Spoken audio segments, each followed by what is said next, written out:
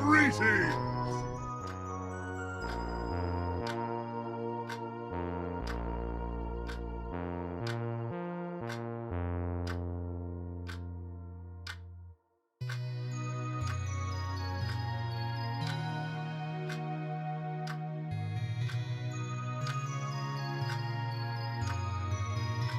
Have you seen a little girl around here? Short, black hair, 7 years old?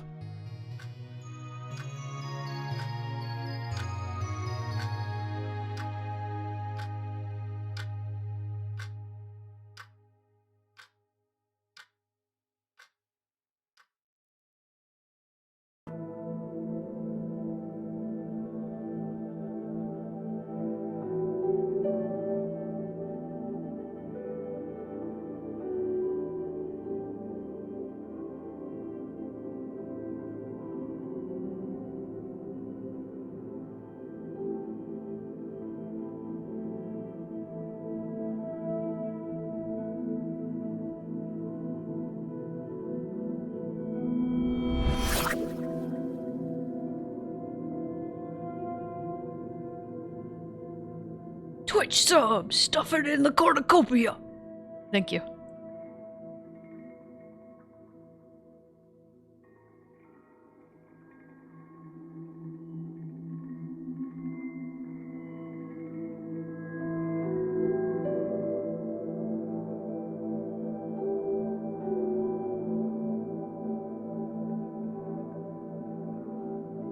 Legit, if I had enough time, I wanted to make a cornucopia redeem specifically for Thanksgiving. Where I'd have like a list of like 100 things it could possibly stuff into the cornucopia.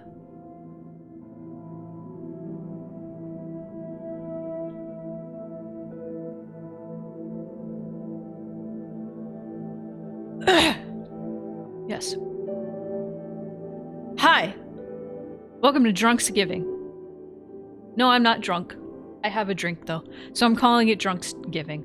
It's very early to be having a drink, I understand, but it is also a holiday. So, happy Thanksgiving to those you celebrate. If you are in my chat currently, I am assuming you're not celebrating or you're celebrating later. And if you are in the midst of celebrations, why are you here? Why are you here? Get out! Go be present! I just know my family usually celebrated Thanksgiving like in the middle of the day. It'd be like Thanksgiving dinner, but it's like 2 p.m. So... do it for lunch? So did you already do it? Damn. No, Thanksgiving is like a whole day for like if I'm with my family and they're celebrating. Nowadays not a lot of my family really celebrates all that much. Like they'll maybe make a meal, but that's not too different from normal. I just like having like a small get together with friends for Thanksgiving personally. And that's what we'll do after stream. 30 minutes before ending the stream, Case is probably gonna break into my home and cook sweet potatoes because they are currently getting renovations done on their apartment and cannot use their kitchen. So they're going to be breaking in while we're talking about Silent Hill F. Thank God we're not the only ones. I think it's a pretty common thing. I thought it was a pretty common thing. But today is a very sad day. It's a very sad day because this will be the last stream for Silent Hill F. Undoubtedly, Silent Hill F will probably be added to the collection of Silent Hill games that we play yearly. However, I usually only play 1, 2, and 3 guaranteed. Sometimes 4. I don't want to play Homecoming or Downpour ever again. Well, Homecoming maybe. I could be convinced with Homecoming. There was a bit of weirdness I liked about Homecoming. I could start speedrunning Silent Hill F. I could do that. That would be a very wise decision for somebody with wrist problems. A very wise decision. Honestly, I've said it before, it's kind of weird what my hand gets bothered by. Drawing? Yes, it gets bothered by. Clicking? Yes. Clicking a lot? Usually holding a click. And dragging? Oh, fuck that. That hurts my wrist so much. Ugh. That's why repo was bothering me, but you could toggle instead of having to hold. So I'm able to play repo now. Yay. But let me just go over here. We could talk about things. Episode 2 of Mao Makanapa is out. If you haven't seen it, go give the Biren some views. Let me find it. Let me find it. Mao Makanapa English episode 2. Ah. Episode 3 dubbing is underway.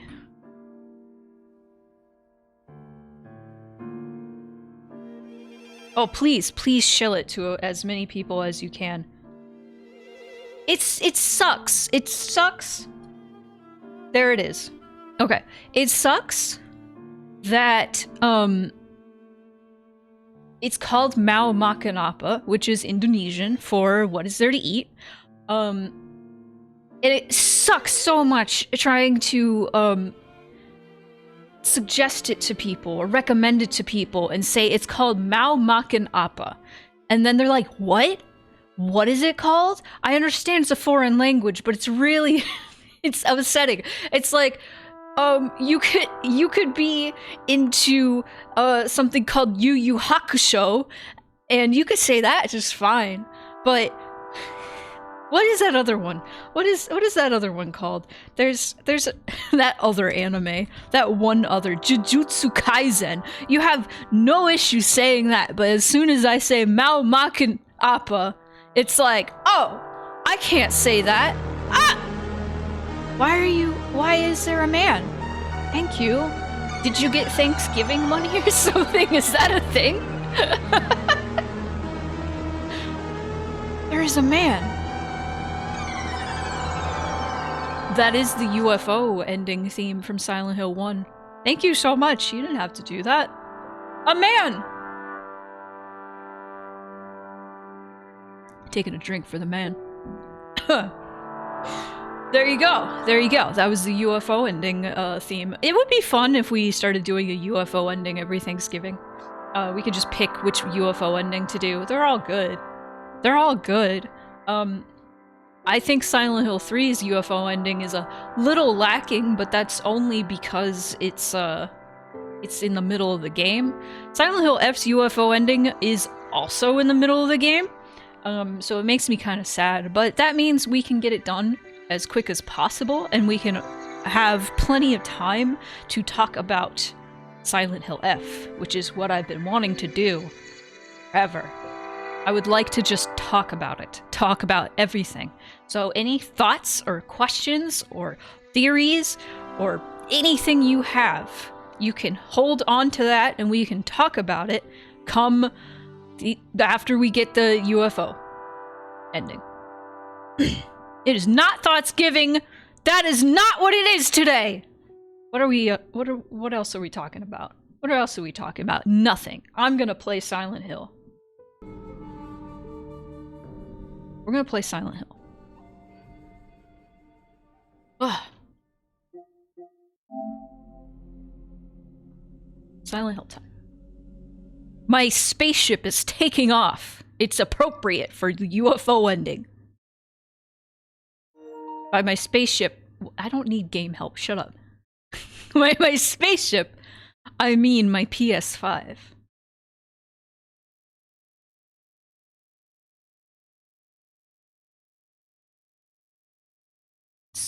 Babe chip. Ugh. Wow. True ending. Wow. Okay. Let's see. So any one of these, honestly. We could do any one of these. New Game Plus. Let's go. Let's do easiest possible. Done. So our first thing we're gonna have to find is a radio broadcast before the house with the bloody key. Ooh, we got a journal update too. So Foxmask's entry has now changed to Kodayuki, and now you can see him because we know who he is. Isn't that cute? All right, I cannot begin to fathom everything he has endured just to ask for my hand. Forced to turn away from all the simple pleasures every child should enjoy, and all for my sake. I can tell that his love for me is real. The desire to reciprocate his feelings dominates half of me. Even now, the two me's. Thank you for the resub charge. Hello, how are you? Even now, the two me's continue their petty war, each attempting to kill the other for control over my body. I cannot guarantee that I will become what you want me to be. Would you still be willing to wait for me, Kodayuki? I love that. I love it. I love that. There's no way I'll never marry Kodayuki, even though I said he just has to wait for me. How am I? My brain is also a bit fried. I'll get a doctor's appointment about that. Hopefully, next month? January. I meant January. That's when my insurance kicks in. Yippee! I got insurance that I can afford, guys! Yippee! Oh, I'm happy. Just gotta wait a bit before I can fucking use it.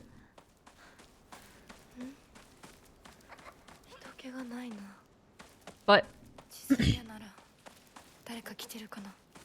Chizuruya. Let's go. Let's go. Awesome. Spoonie can go to the doctor to make sure their spine isn't leaking spinal fluid. Yeah! Woo!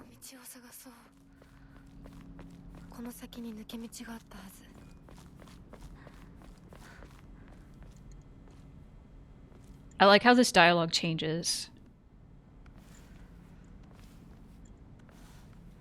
でもあの子、岩井さんちの息子さんと付き合ってたんじゃなかったの？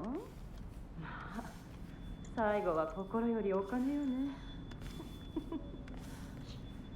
噂をすればな。 Depending on the last ending you got in your save, that is different.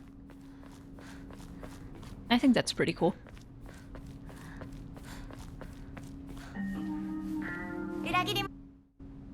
No. Sorry, I'm skipping all the cutscenes. We won't be skipping the UFO cutscenes, obviously. I wish I could get my brain replaced. Honestly, truly, I want my back replaced. My spine. Pull it out. Put something else there.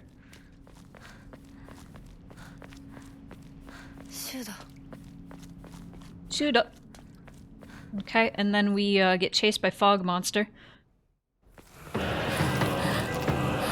Wow.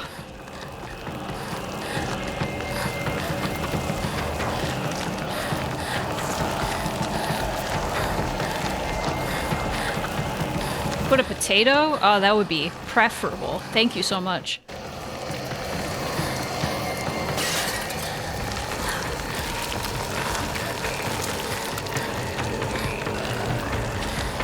Oh, why do I do that every time?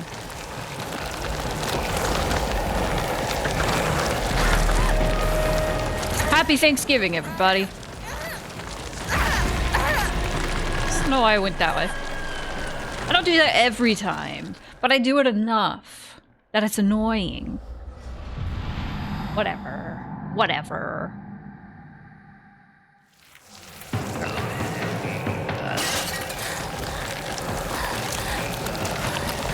Follow the light. The light is on the left, so you go left. Vault.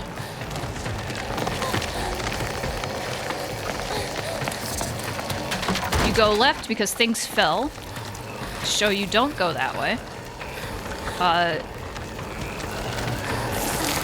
You can just skip having to go through the narrow alleyway, as I have demonstrated. So that's nice. Okay, so then you turn right, and you go left. Follow the lights.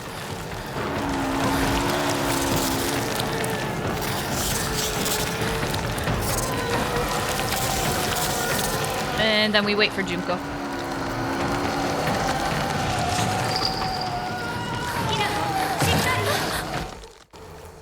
Never give up. Go down here and we grab a bandage. I do not want those pills. I want the bandage. I don't think it matters for the UFO ending, but... and then we grab the steel pipe, which is available, because New Game Plus, yippee. Go this way. Go.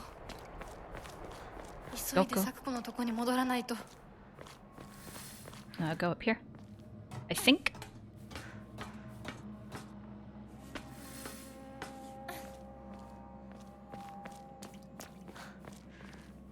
Alright, everybody.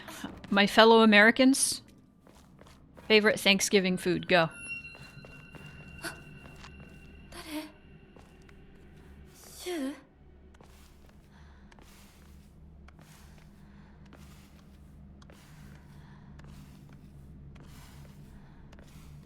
Every Thanksgiving, I never make Thanksgiving food. Because I don't really like any quote-unquote traditional Thanksgiving food. Rinko?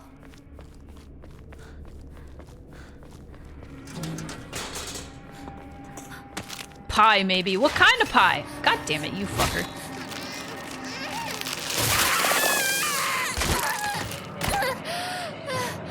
Pumpkin pie's pretty good. I go back and forth on whether or not I like it.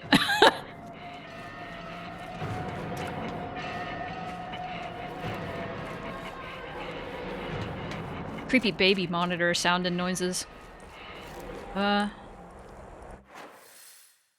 So the place I want to go, let me look at my map.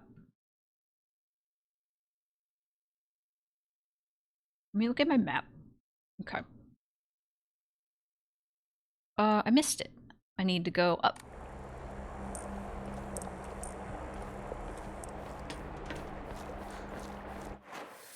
There we go.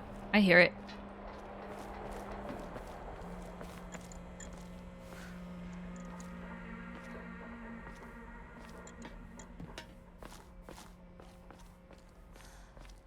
Pumpkin pie cheesecake sounds amazing. I don't think I've ever had pumpkin pie, like, cheesecake. That sounds really good.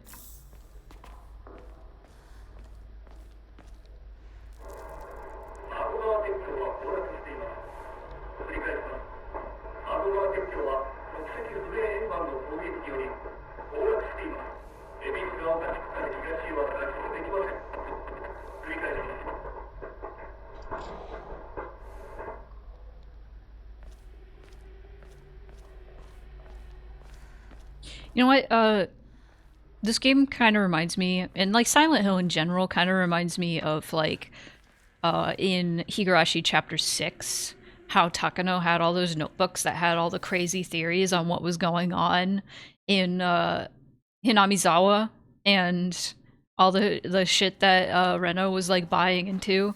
Like, Bisugalka kind of feels like that to me. Like, whatever Takano wrote in her notebook comes true.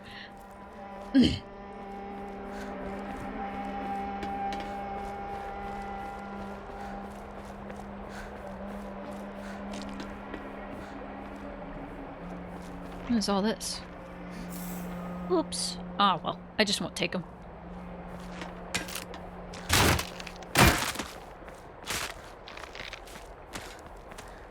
So, I think our next thing we want to look for doesn't become available until we're on our way to Rinko's house. So, that's gonna take a hot minute. Okay. I needed to It's not a good time, Himble, unless you don't care about spoilers. Unless you don't care.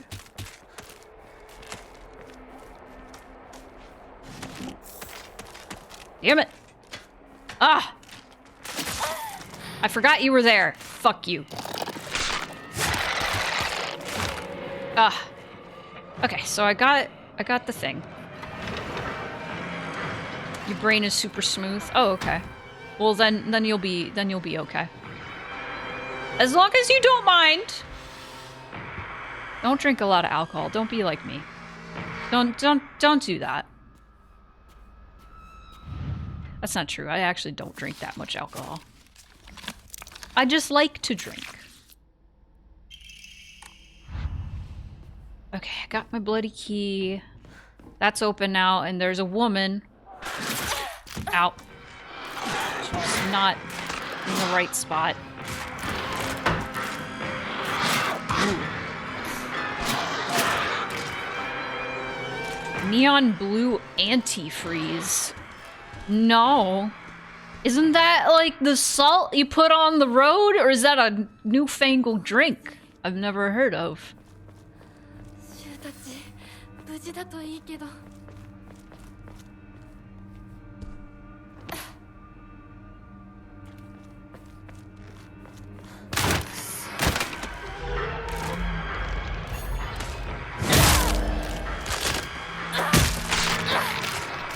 Woman dead. Woman down.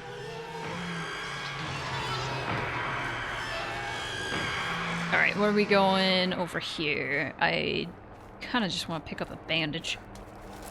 Here we go.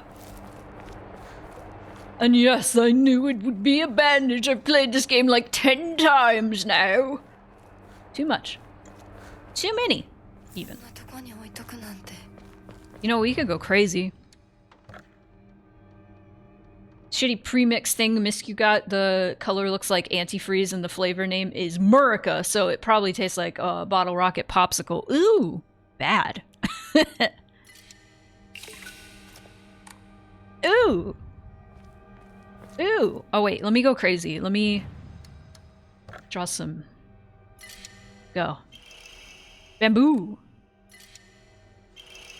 Bear. Kudzu. Okay. Great job, everyone.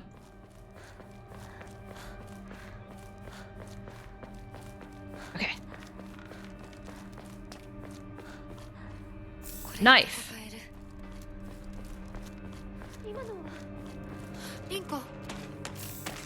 I heard her. Ha! All right. Faith is currency in this game, which is a reference to people having faith in Konami again. I don't know if I have faith. I don't know whose decision it was to make Ryukishi the writer of this game, but having Ryukishi write for a Silent Hill game was probably the best decision anyone has ever made in ever. Like,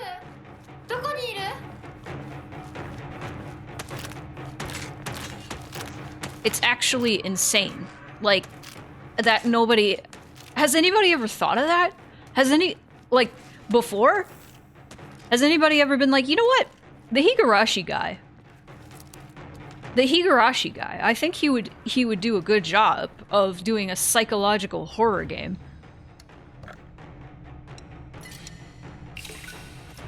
That is often told in a story loop. Often.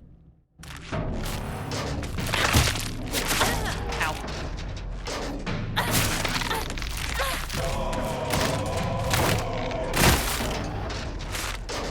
Hope you got over 100 hours if you want to read Higurashi. I'm still not done with it, and it's taken me like 2 years.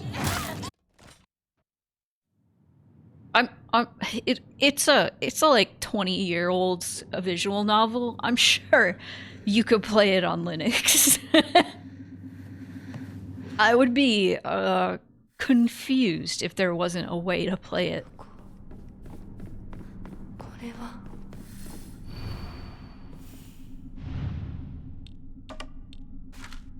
Unless all Higurashi fans were like, fuck Linux users.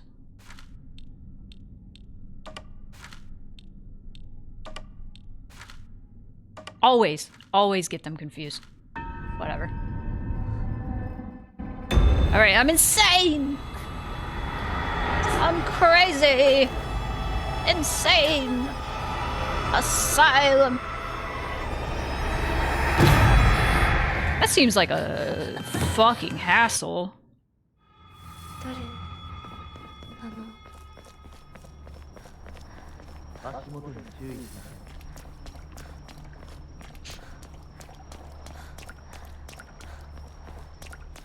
I used to swear by Macs. I only ever, like, the only computers I would get would be Apple laptops. I would not get a PC because I was like, Macs just run better and are more user-friendly. And then, like, everything I had to do was, like, more... like, everything I wanted to do, like, play games or, like, anything, was, like, 10 times more complicated on a Mac. And it got to the point... I think I've told this story before. It got to the point where I just got so frustrated. I was like, next time I get a computer, I'm gonna get a PC. Literally that day, I opened my MacBook Air. And it was like, Steve Jobs has died. And I was like, are you fucking kidding me?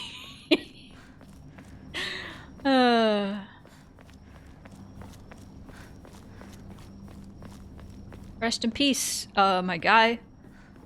Though I did learn you were kind of a piece of shit.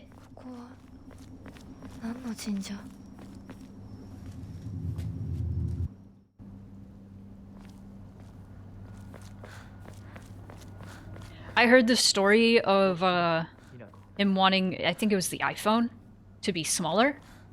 The engineer was like, you can't make it any smaller. It's like, it's so fucking small already, dude. And he threw the prototype into an aquarium. And he was like, see that? Those are bubbles. There's still room in there. iPad, got it.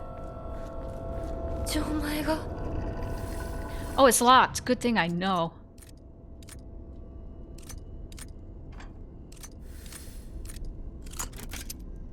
I cast a spell and it killed Steve Jobs.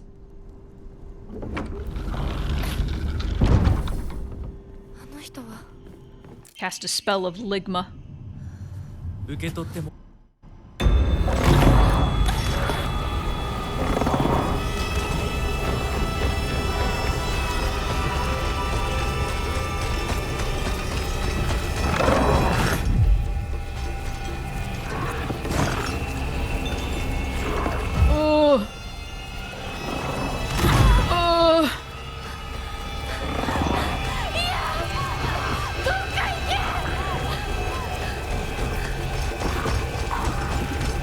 I still have to fight Sakuko in this run, unfortunately. Not Riko, though. I don't have to fight Rinko. He only wanted holistic medicine. Yeah, what did he actually die of? Not ligma. It was like, it was cancer of some sort. I don't remember what kind. Oh. Okay. So on the way to Rinko's house, there is gonna be a poster, I think.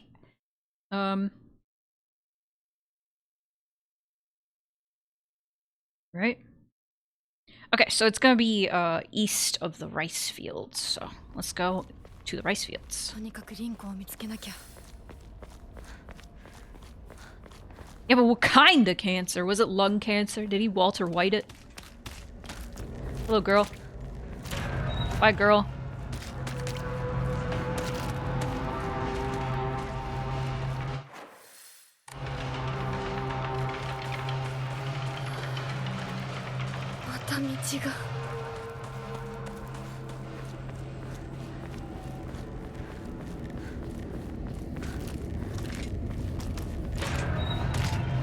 So I think today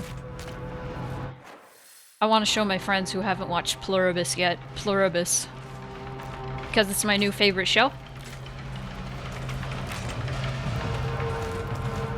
So you're saying he died because he got a PC, pancreas cancer. I see. Ah, Himble. I think you'd love it. Honestly, I can't think of anybody who wouldn't love it, except maybe my mom.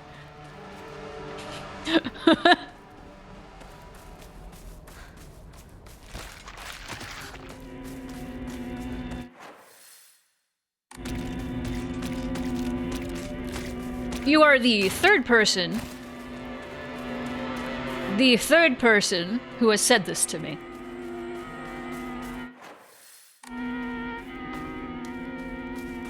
It is not anything related to Polybius.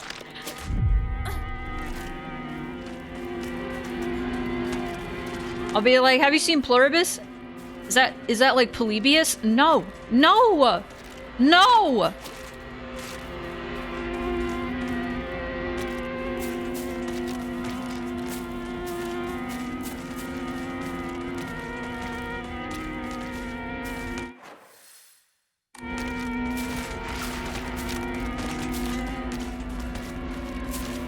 Okay, in my honest opinion, I think it's best to go in completely blind into something like Pluribus, the same way I think you should go into Severance completely blind. However, I feel like I could sell people on Pluribus if I just say the like premise, which is established throughout the first episode. So if you do not mind me at least spoiling the premise that is set up in the first episode, I'm gonna go ahead. I'm gonna tell you.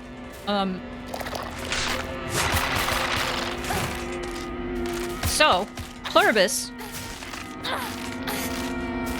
follows main character Carol.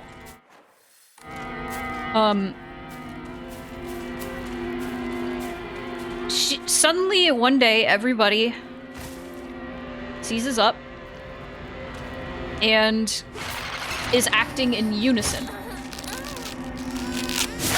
Like telling her, hello Carol, we just want to help.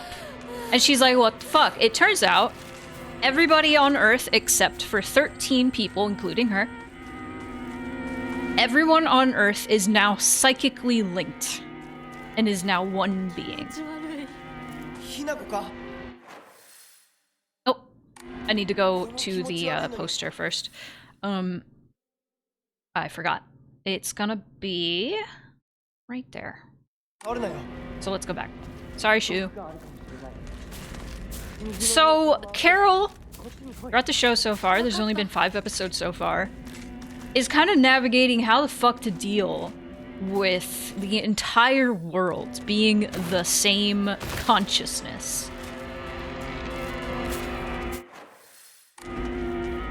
And it's fucked up and creepy, and I love it.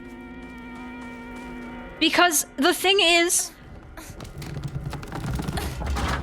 everybody being psychically linked, like, means that everybody can act in unison and help Carol however they want. They could They could do anything.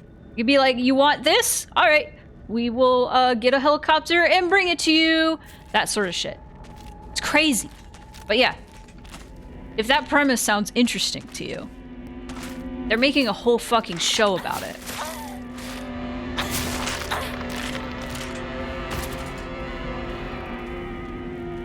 Ugh. Hey, Rory, happy Thanksgiving. Damn, okay. A lot of people have compared it to, have thought and compared it to ChatGPT and Gen AI. Well, yeah. Considering the premise, I could see how you could compare it to something like ChatGPT, which is an amalgam of, like, all knowledge ever on the internet. And, like, people have also compared it to, like, dead internet theory. I have compared it, I was comparing it the other day to platonic relationships because, like, it's a bunch of strangers that know a bunch of things about you that you don't even remember about yourself. There's a lot you could compare to, like, platonic parasocial. I said platonic in the post originally. I meant parasocial, and I'm probably said it again. I don't know why. I meant parasocial. I'm stupid. And I also have had a few sips of eggnog, so do not mind me. Anyway, I found a poster! The Great Space Invasion 1, now in brilliant color. The Great Space Invasion. Experience terror like never before with the invasion of the body-snatching aliens. Wow! That's one.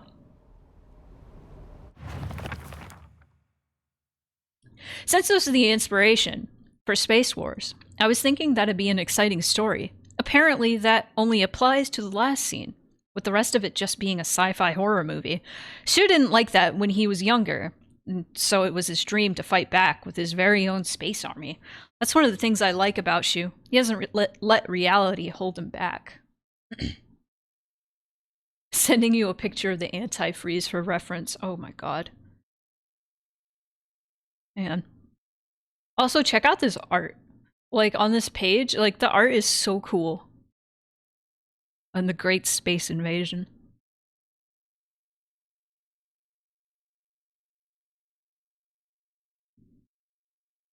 Alright. I opened Discord and I have too many messages. Oh! Can I please share this symbol? Am I allowed to share, like...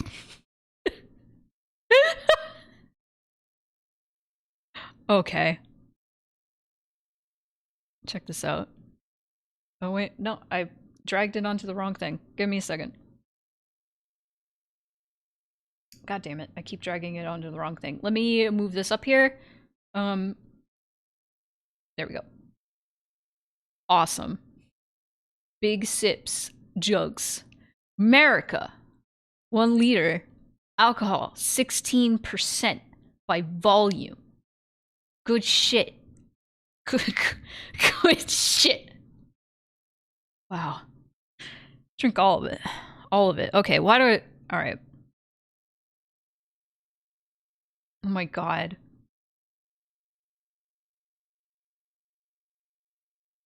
Oh my god.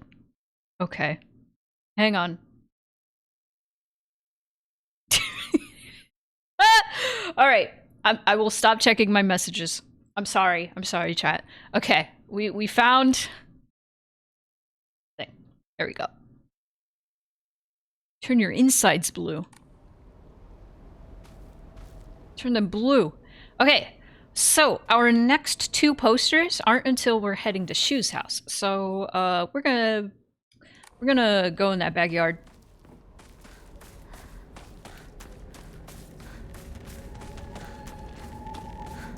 I saw you there. Be gone.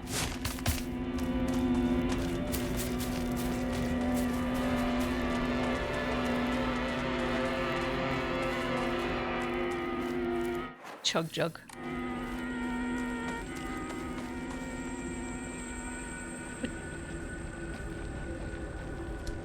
I have like negative knowledge of Fortnite. Like I don't know anything. I don't know how it plays. I have no idea. Is it shoot game? Is it PUBG for kids? Like what? There's a chug jug in it? I don't know. It's the skibbity toilet of Smash Brothers to me. I just know what's in the song. You know what?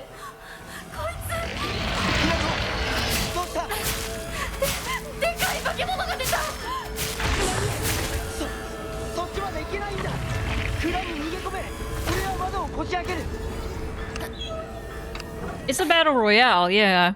It's... I always understood it as a PUBG for kids. It's PUBG for kids.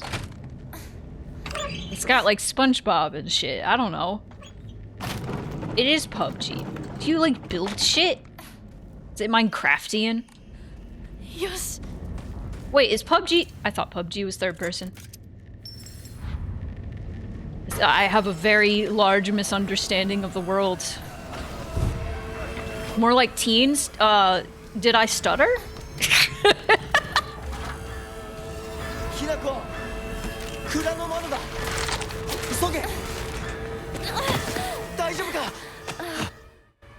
It is a T-rated game. Did I stutter? Sort of teens, but not kids.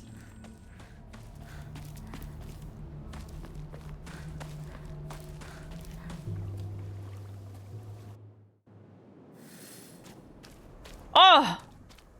Time for... It's literally PUBG, like, okay. PUBG seems fun. The messages are different now. Pay attention, chat. Hinako, I like you so much. I love you. I love you. I love you. You better not go anywhere. Don't you dare leave me behind. If you've been paying attention, you probably know who is saying those things based on like what the notes have been saying throughout every playthrough. I think it has like weird concerts too. Like Roblox? Doesn't Roblox have weird concerts?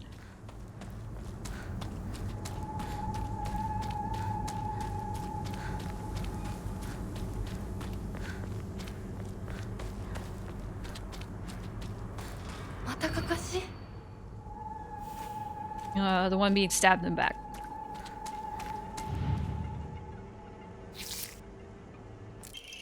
I love you and Sakuko so much. I think I'd die if you ever left. Sakuko and I would probably bite off our tongues, gouge out our eyeballs, and use gardening shears to chop off all our fingers one by one. Not having a good one.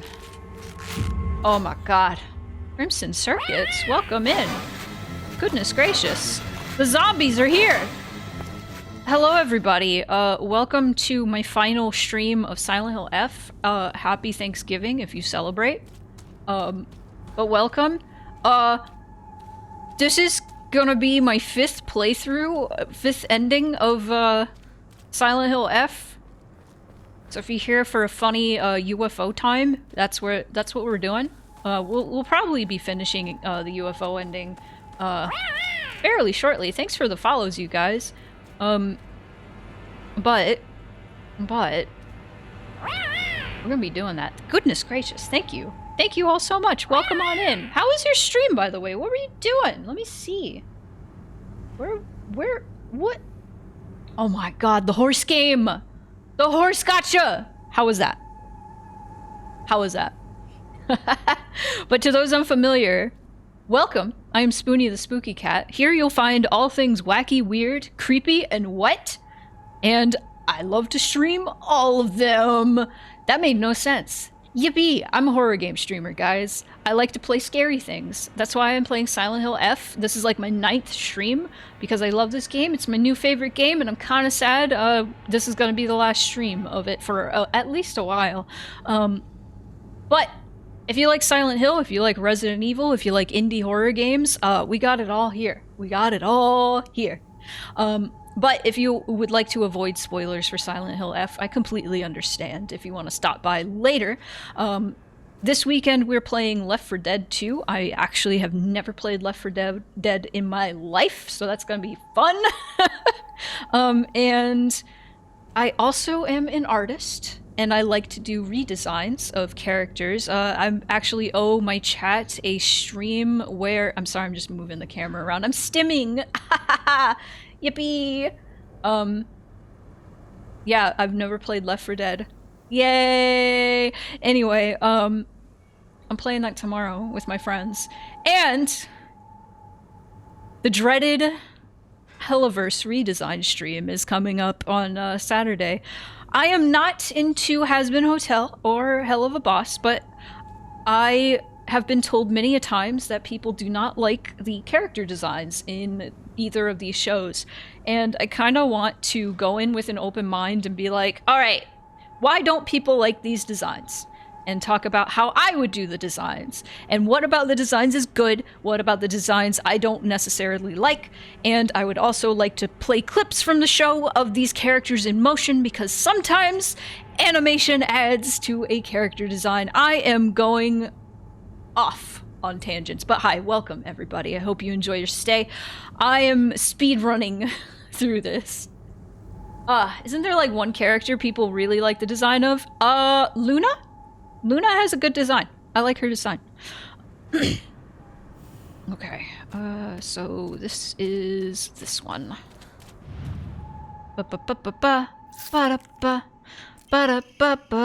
Shu also loves you oh so very much. He said he's so in love with you, every other girl to him is just a parasite that doesn't deserve to live.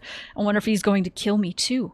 Hinako, if you leave Shu behind, he's going to kill the rest of us girls. Please, Hinako, save us. I love you, I love you, I love you!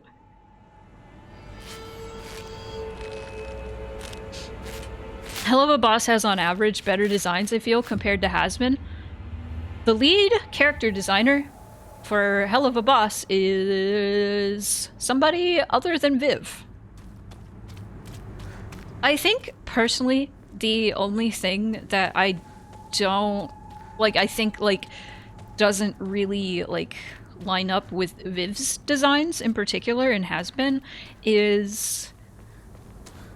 there's too much going on. And that's just kind of like the simplified version of it. Look at Alistor. Alistor has really cool backstory, is a radio demon, and for some reason has deer antlers and ears. Now, if you had told me that, like a couple weeks ago, that he has deer antlers and ears, I'd have been like, what are you talking about? Because you can't... they're not really noticeable. And like, what do they add to the character design? You know? That sort of deal. Okay, I missed your message, Crimson. Hang on. Good stream, though I only ended because I need to get ready for work. I'll be lurking for a bit, though. Enjoy your lurk. Thank you again for sharing your community with me. Yeah, Alistor has deer antlers. He has like little deer horns. I had no idea. Hold on. Okay, we're getting off topic, but listen. Alistor.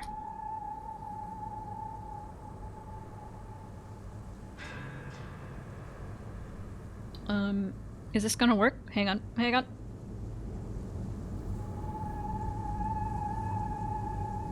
Well, if you didn't see it, too bad.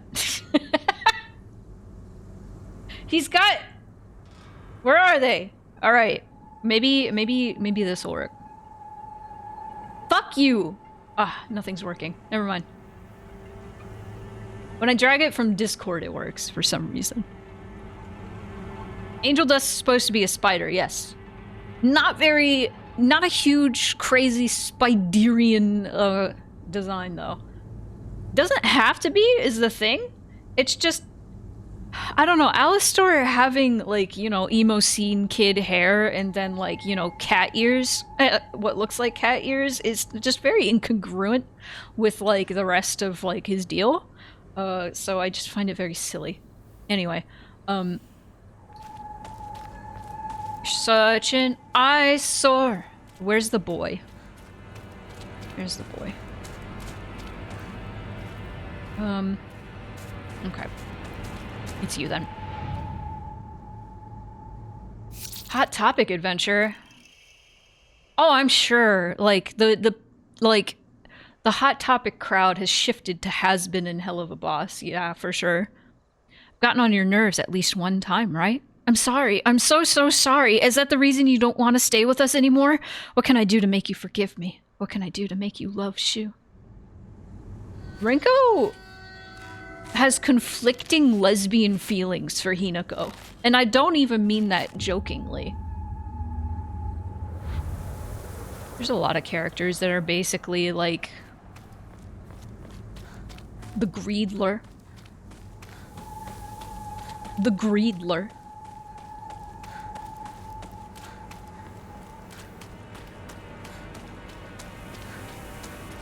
Alright, and this is the one where she's looking down.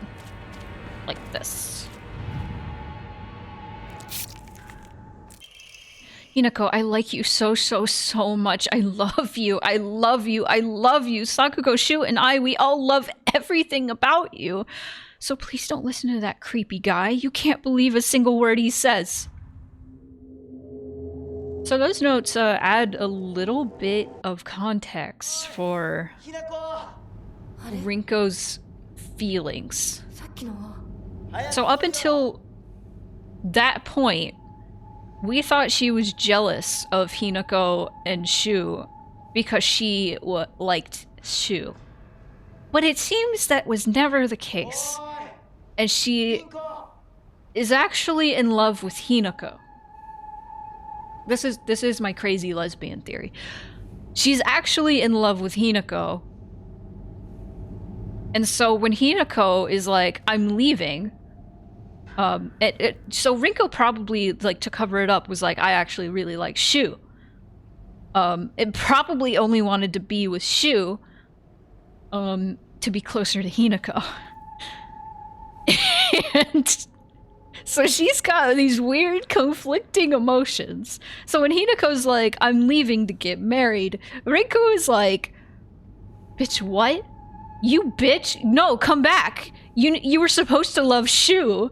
And it's like, this is why her feelings were so confusing. Like, why are you so mad that we're leaving? She's mad because she's in love with you. She was never in love with Shu. She was in love with Hinako. Isn't that awesome? We got a lesbian twist. Isn't that cool, guys? Isn't that so fucking cool? And I'm mad that I never thought of that. I got kind of like... got fucking thrown off by that. Yeah.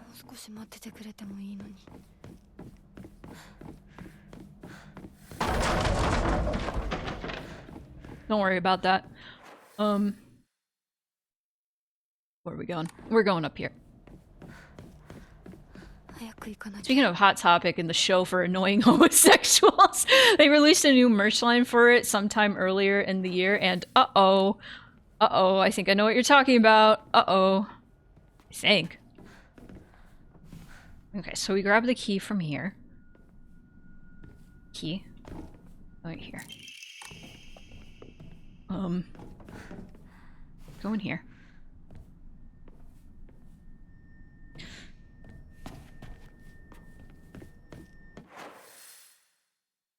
Okay, and so we go down here. And we use it here. And we go around here. And then they had a doll. Just about every show on display on a t-shirt in that store was shit that just makes me audibly groan. When I went to the mall with Miscu, I absolutely refused to enter the shop because I'm an almost 40-year-old gay slur, and come on now. God damn it. I think the last time I went into Hot Topic, it was maybe 10 years ago. Or more. and it was when they had a ton of Adventure Time and Steven Universe things. Maybe not Steven Universe. I don't think Steven Universe was at its prime yet.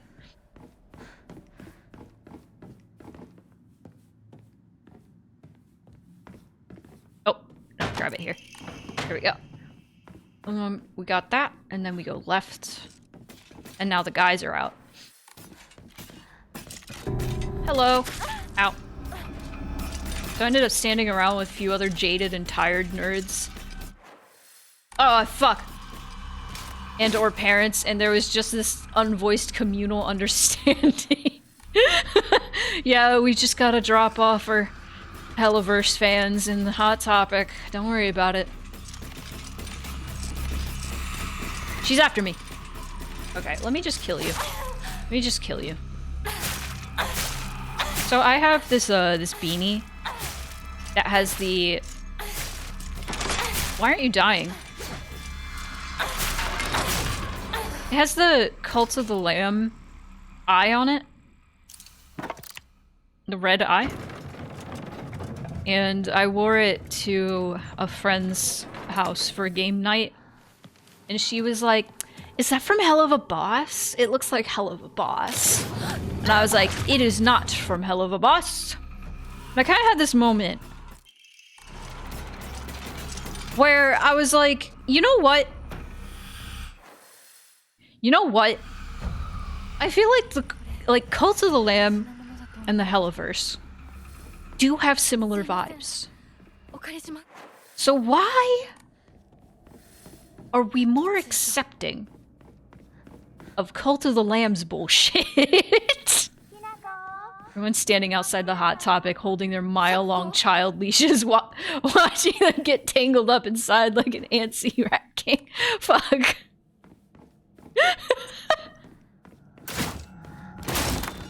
We go in there? No.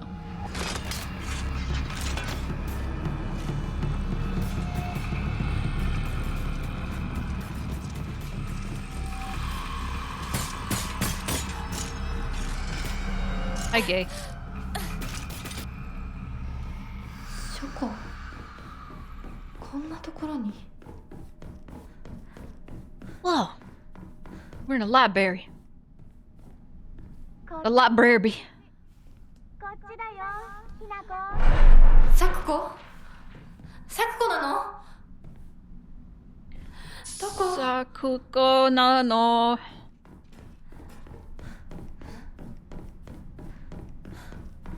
Right? No, we're going this way.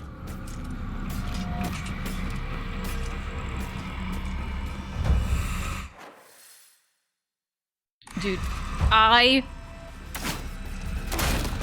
talked about it too many times, but I'll talk about it again since I feel like Invader Zim is a bit, it's like in the same sort of vein as the Helliverse stuff. Fuck, I have to go around.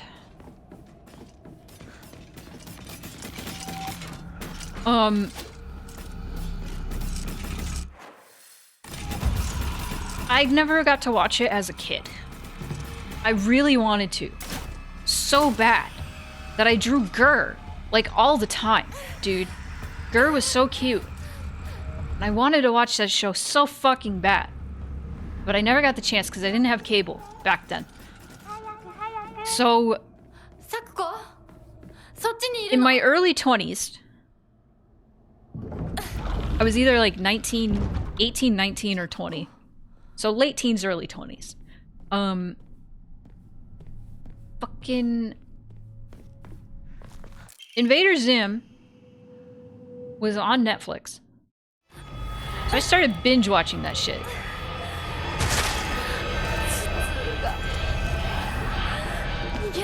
And I really enjoyed it. But too much Invader Zim at once makes you hate the world. I really quickly discovered.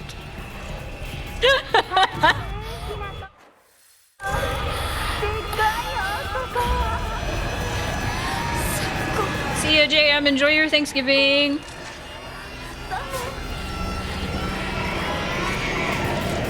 Binge watch the bad guys breaking in and Alice in Borderlands on Netflix. I'm happy for you. Did it make you hate the world?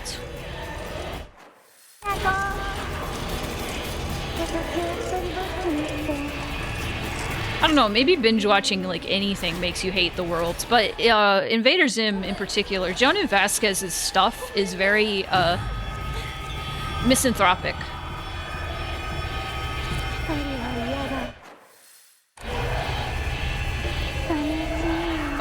I don't know what that is, so I can't judge whether or not you're pathetic.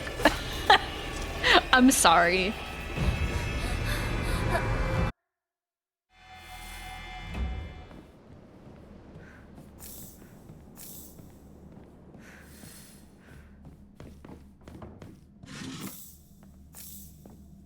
Okay.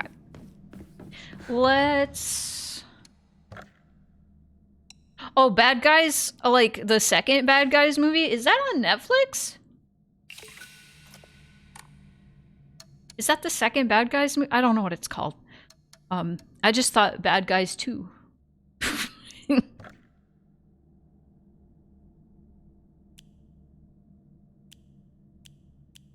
It's on Peacock. Okay. Well, then I still don't know what you're talking about. I'm sorry. I don't want to save over that one. I'll save over this one.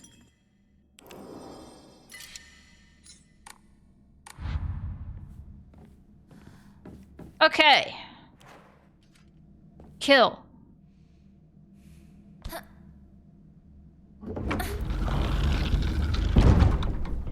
Alright, Sakuko, before I fight you, I'm gonna take a swig.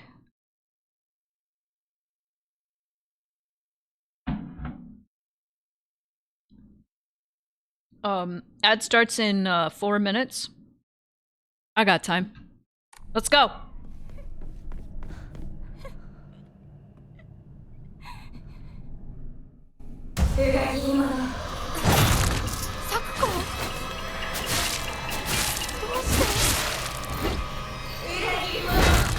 Homie in chat really wants me to call him pathetic.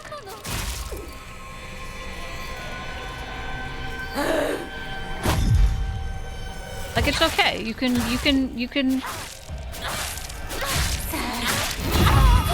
say you feel bad for getting a subscription service for one thing. That's okay. You don't need somebody else to tell you that was pathetic. Can I chill? Okay, I'll chill a bit. Okay.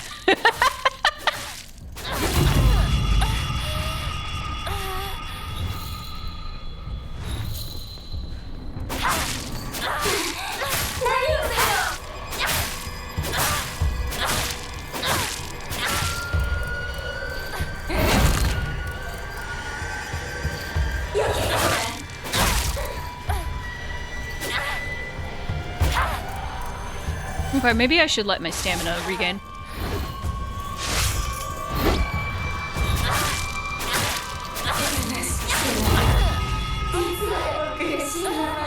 You agree with me about binge watching Zim? Yeah, Jonan Vasquez just hate the world.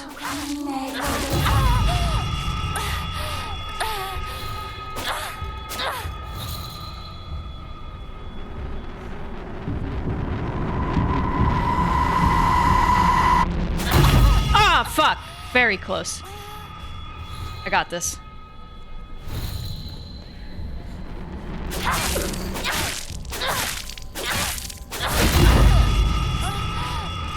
Oh, Johnny Vasquez's stuff is like really good, but in small doses. 3 minutes. Have I ever played Xenoblade Chronicles? I'm not interested in it, no.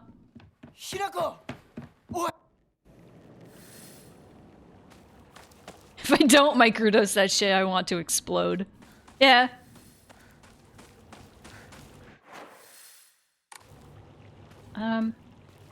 Okay, so now over here, we should be able to go along the edge over here and somewhere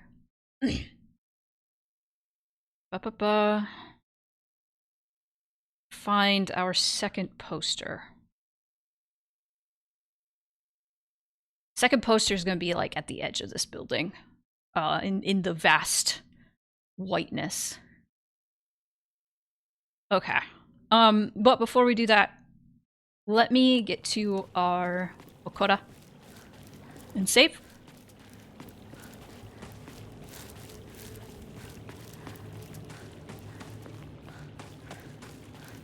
I liked Johnny the homicidal maniac. Oh, I hear a radio. Maybe we could find that radio first. What's going on with that radio? Let me snooze that for a second. I have been picking nothing up, so.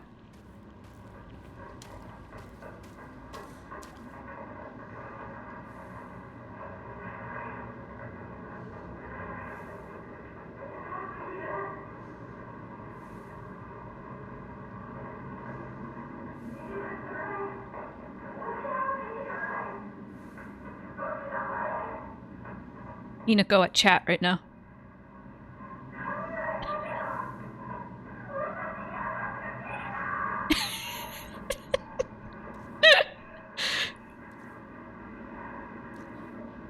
Johnny the homosexual maniac sounds like a character in A Hell of a Boss. I watched this really obnoxious video of this dude being like, I hate to say obnoxiously gay. It makes me sound homophobic, but this guy was obnoxiously gay. Like, over the top, like, I'm going to make everything about sex. And it was really fucking annoying. And it was like played up for like laughs and shit, and it's like nothing about it was funny. It was just really obnoxious. And at the end of the video, the guy revealed that he was the voice actor for the main character in Hell of a Boss, and I was like, oh, yeah, the latter thing. Oh my god. Good fucking lord, dude. Anyway, break time. Before I shit talk the Helliverse too much.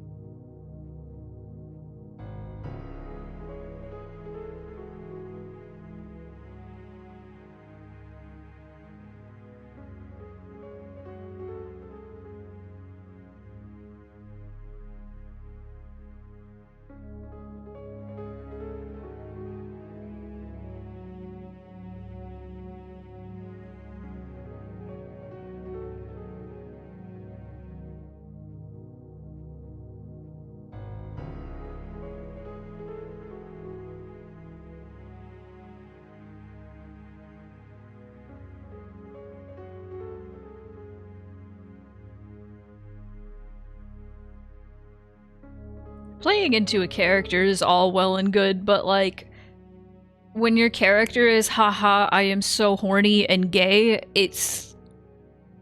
No.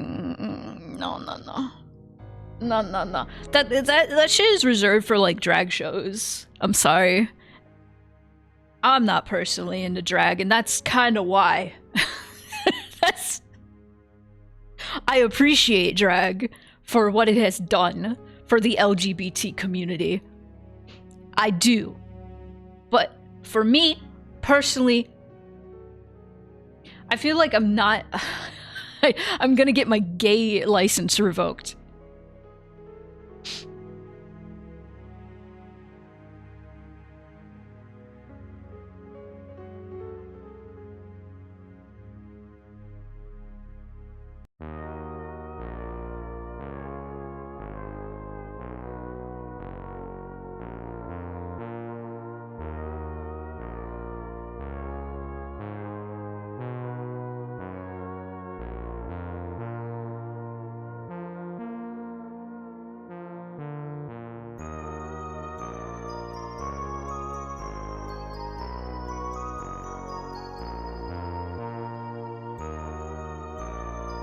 Now, while the ad is still going, I could talk about it.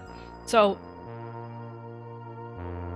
I don't know, today, like, I think drag is, like, a beautiful art that I'm just not into, and that's okay. Kind of like how the Helloverse is, like, gorgeous, great show, I'm sure, but it's just not for me, you know? Hand over your gay card, please. I'll have to put a 24 hold on it. Well, listen, you gotta spell gay right. And then maybe I'll put a hold up. I'll give it to you. All right? I don't trust you. You said gay. What? Hello? No. Often I feel like it depends on like where the drag show is held. But it's uncomfortable sometimes when a drag show just kind of feels like a show for the straights to like look at gay people and be like, haha, look at the funny gay people, and that's why it often makes me uncomfortable. And yeah. Revoke my gay card now! Revoke it! Anyway, Silent Hill. Silent Hill. Let's go find some posters. Ah! Sorry.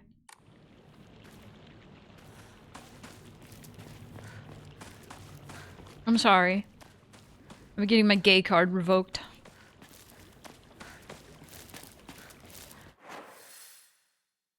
Optimize for consumption rather than expression. Yeah, that sums it up pretty damn well, I think. I think you summed it up a lot better than me.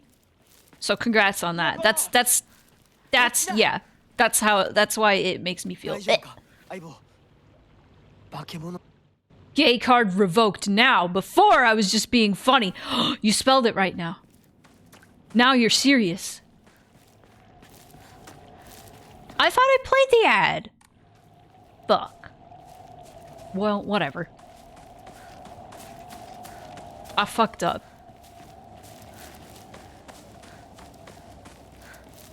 It said it was playing!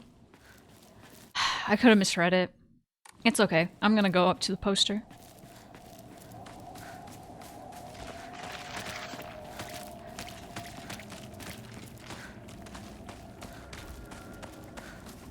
It's okay. I'll just let the cutscene go. You can just let. What is this? Oh, that's that house. Okay. 相棒、妙な化け物が増えてる気がしないか？お前の宇宙戦争だって妙な宇宙人がどんどん増えてっただろうが。ひなこってシュウ君と話すときは男の子みたいな喋り方だよね。So manly. 昔の癖が今も抜けないからかな。俺たちは幼い頃からの付き合いだからな。ふーん。だから男女の関係にはならなかったってわけ。今はそんな話をしてる時じゃないぞ。行こう。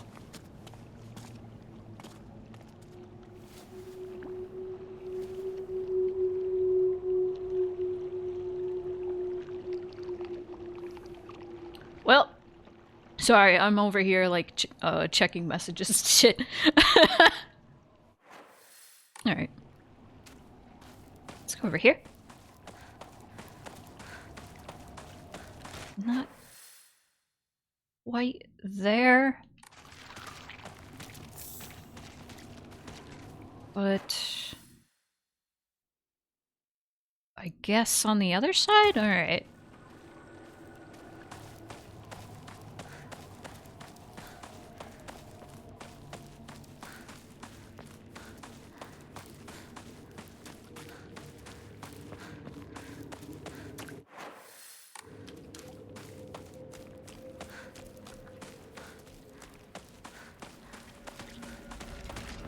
Not there.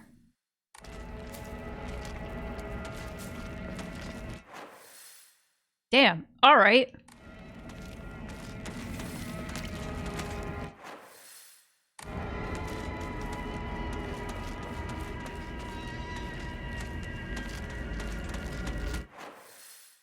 Okay.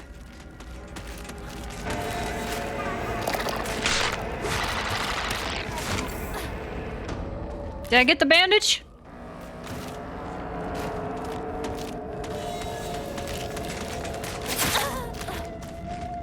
Me choosing to eat basically nothing today until dinner because I want to eat a shit ton of sweet potatoes and cranberries but not have my blood sugar go crazy.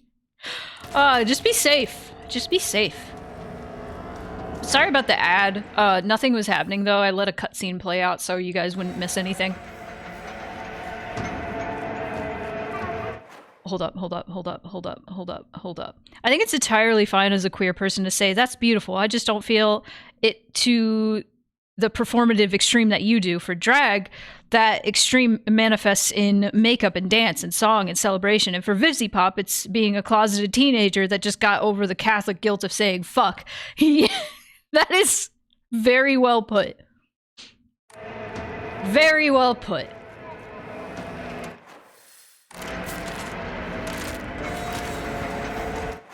Oh, I have to catch up with Shu and Rinko first. Alright. And then I think the way will not be blocked.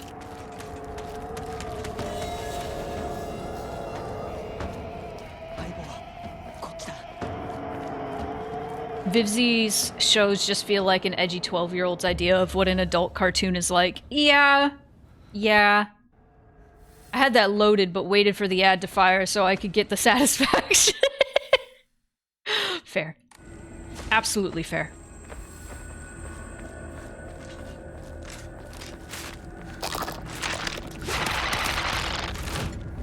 You know, Has-Been Hotel's themes screaming deconstructed Christian is honestly kind of fucking cool. Like, as much as it's not for me, kinda neat. Do I have to catch up with them some more? Or can I go this way? I think I can go this way. Just gotta go straight, basically. The Speaker of God in universe is super loving and forgiving of all types, and I'm like, hell yeah, dude. That's really cool. That's honestly really cool.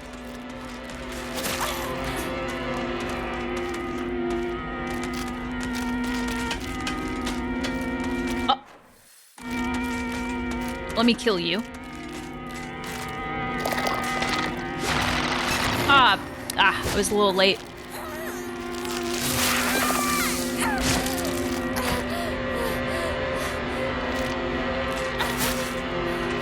Oops. Bro, what are you doing? I guess when you play this enough, you're gonna see some glitches like that. Alright. Let's get our second... The Great Space Invasion 2. Inconceivable! Is there a secret invasion of body-snatching aliens? They may already be among your loved ones. Oh!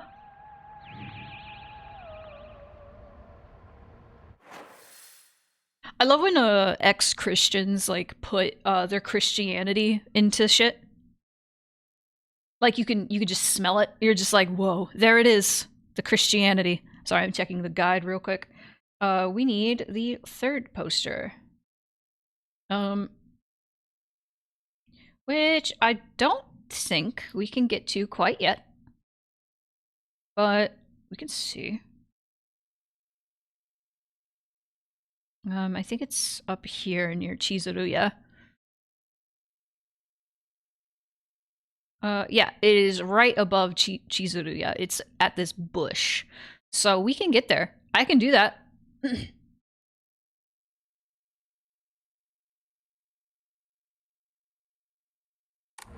Nothing more than a little hater.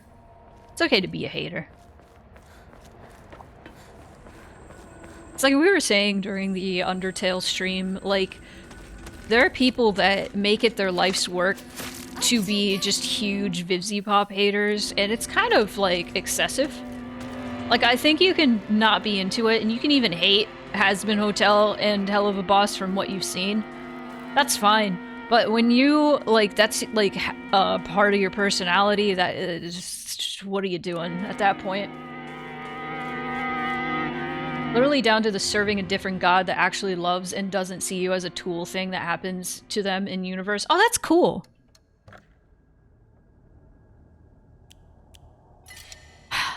Someday, I kind of want to just watch Has-Been or Helluva or both with like a trusted friend that won't hate me for groaning at people being like, sexist joke! For no reason. Sex! Laugh! He has beautiful flowers. He's actually beautiful flowers. Okay, let's go down this way. And then we should be able to find our thing right here. There we go. Found it. Alright, chat, we're very close to the end. Great. We're gonna finish it earlier than I thought, so you guys better have things to talk about. The Great Space Invasion. 3. The mothership has dispatched countless miniature UFOs. These tiny round discs attach themselves to innocent folks' heads and brainwash them to take over their body. Have you noticed any strange objects on the back of your loved one's heads? No, don't worry about it, monks. Don't worry about it, monks. You don't need to cook yet. We're gonna talk. I want to at least stream until 5. Had the phrase itself stuck in my head, little hater. If all you have to contribute to something is criticism, and you're not making your own art with that inspiration, you're letting the little hater win, and none of your friends want to hear it. Yeah, I'm a little hater. Honestly, I'm kind of a big hater. I'm a little hater.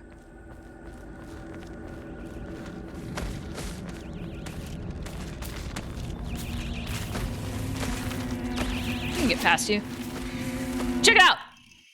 Movie review of The Great Space Invasion. Although the work features UFOs and humans who are being controlled by aliens, the aliens themselves never make an appearance on screen. Instead, this film illuminates the corrosive power of suspicion. Sometimes trying to distinguish one's fellow man as friend or foe can be the real horror. In one particularly chilling scene, local residents of the town where the UFO was sighted are mistakenly targeted as body-snatching aliens. The accusing humans scream and jeer as they send their own kind to a detention center.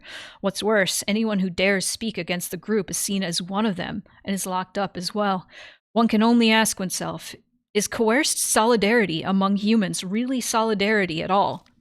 At the end of the movie, the number of people killed during the alien invasion is shown. Interestingly, far more humans were killed by their fellow man than attacks from UFOs. Perhaps the aliens left Earth at the end, not because they lost, but because they believed that humankind was not worth taking over. The Great Space Invasion is a movie that provides somewhat interesting social commentary to its audience, but anyone looking forward to a fun action romp will be sorely disappointed. Rating 6.5 out of 10. Let's take a sip and then we'll see the ending.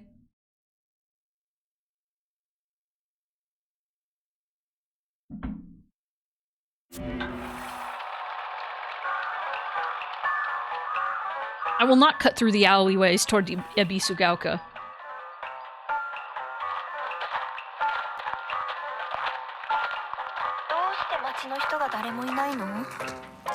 やはりこれは奴らの仕業かもしれない。奴ら？そう、宇宙人だよ。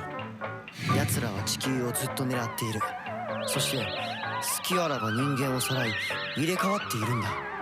凛子だって俺だってひな子だって、ひょっとしたら本人のふりをしている宇宙人かもしれない。私は宇宙人じゃない。見破る方法はあるのか？あるよ。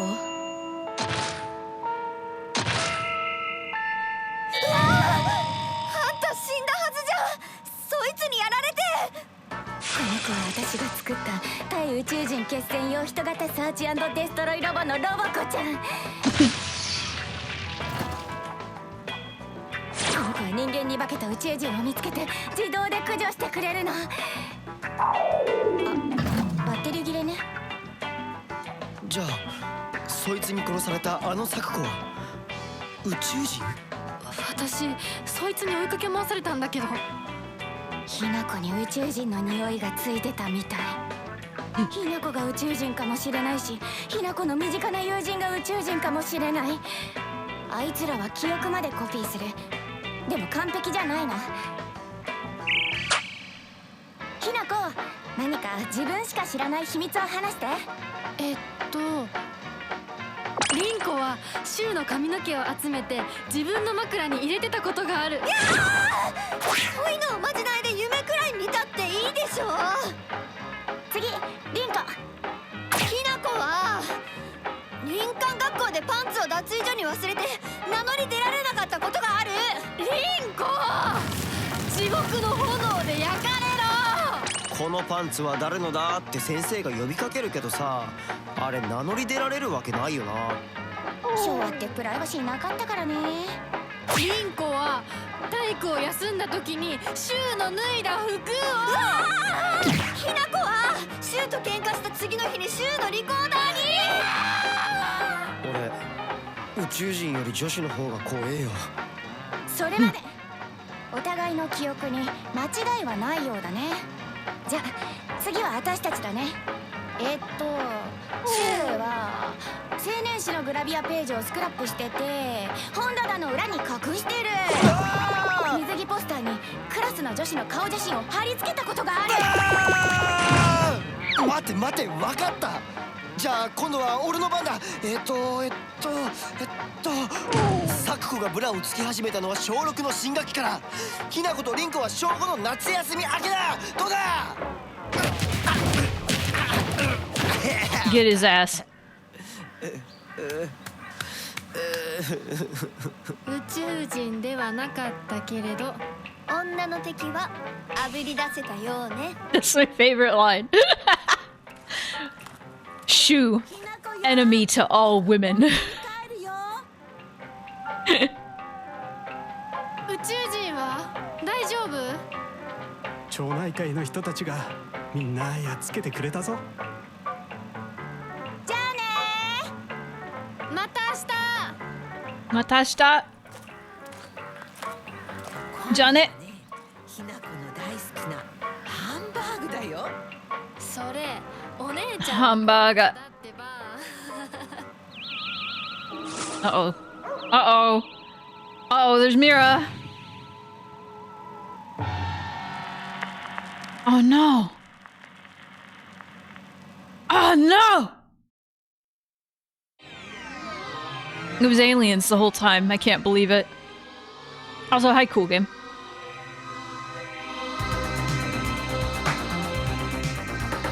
I love this song so much. Oh, what'd you guys think? If we were to make a tier list of the endings, the UFO endings for Silent Hill, where would this fall? I don't know. I like it, but it's not my favorite. I love the 60s comic book style. Man behind the slaughter is random enemy dog.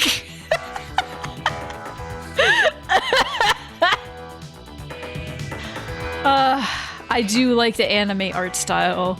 And I love that it's like, you know, old anime art style. It's really, really fucking cute. It reminds me of Astro Boy. And I love the we found an enemy to all women. It feels very Higurashi. Like Higurashi has a lot of like silly scenes like that. Most of them are gross. And that had its grossness, but it was like, you know, teenagers sharing embarrassing stories about each other.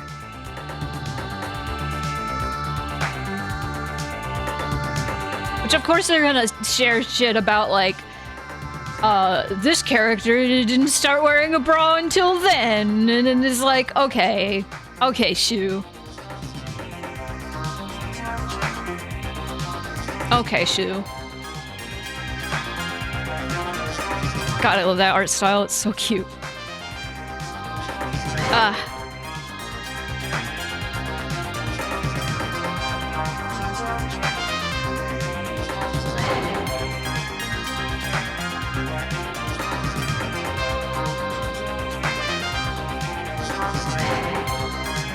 I like the song a lot.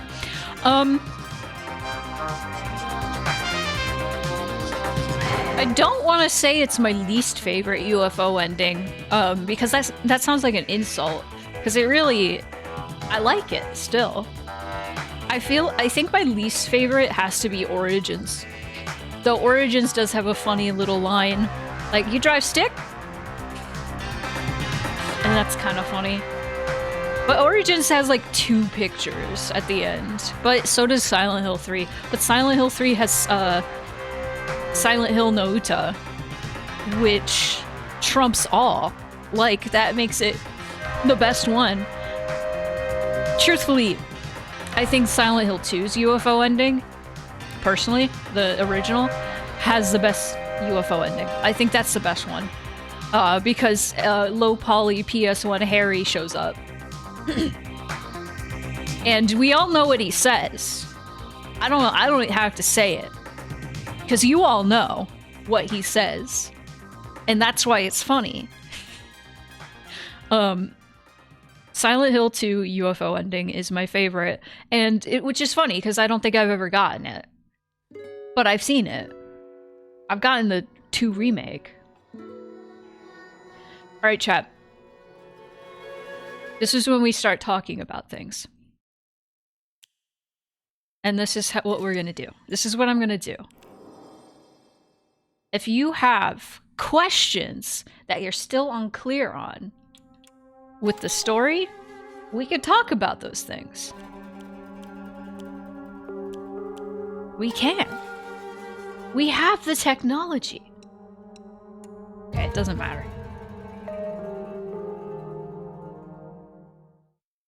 What I'm gonna do is I'm gonna start the game, and I'm gonna open the journal. Because the journal has so beautifully put all the information that we need. Where do we want to start is the thing. Do we want to start on characters? I guess we could start on characters. And I can play some music. Let me see. Where... media source. Is it media source? No. It's...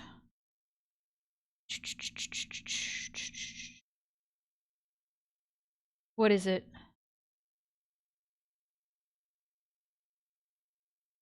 Is it media source? No. Give me 1 second.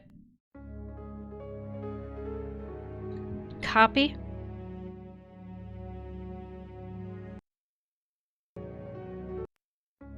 There we go. There's the music.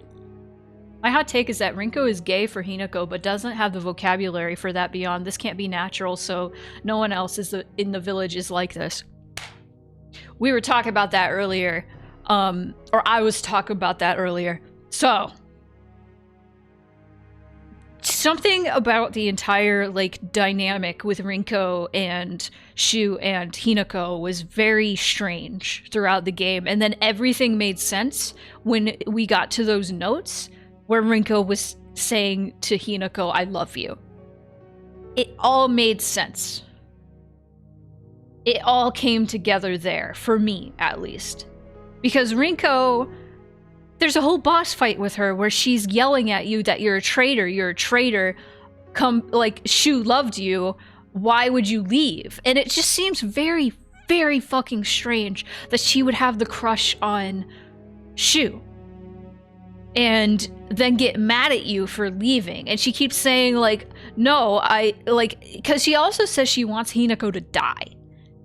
And I feel like it's a very, like, especially in the 60s, if you find yourself having feelings for somebody of the same gender, you probably would feel the same way. Either want yourself to die or that other person to die and just be out of the way and get rid of your feelings, that is not how that works. But that is, like, probably a common, not probably, that is a fairly common thing to experience, especially back then when it was completely taboo to love another woman as a woman.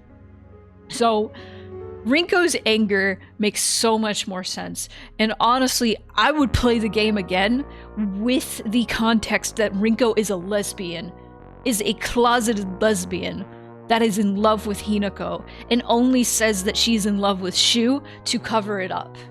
And probably only wants to be with Shu so she could be closer to Hinako.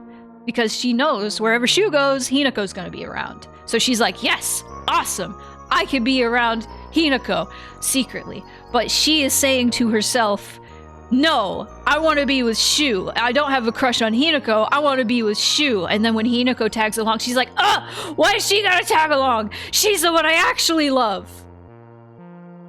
It's so real. It all makes sense. It all makes sense. Perfect sense to me. Everything makes sense now. Everything makes sense. So I feel Rinko is very get out of my school coded. Yeah, like what is the story? Like one time I had a crush on a girl at my school, so I left her a note and told her to get out of my school. Dude, okay. Listen. I wonder if the notes that Rinko left for supposedly Shu in the school, like that whole puzzle with the puzzle box, I wonder if that was about Hinako. Was that about Hinako, you think? Where they both got cake together? Bro, okay, hold on. We have some notes.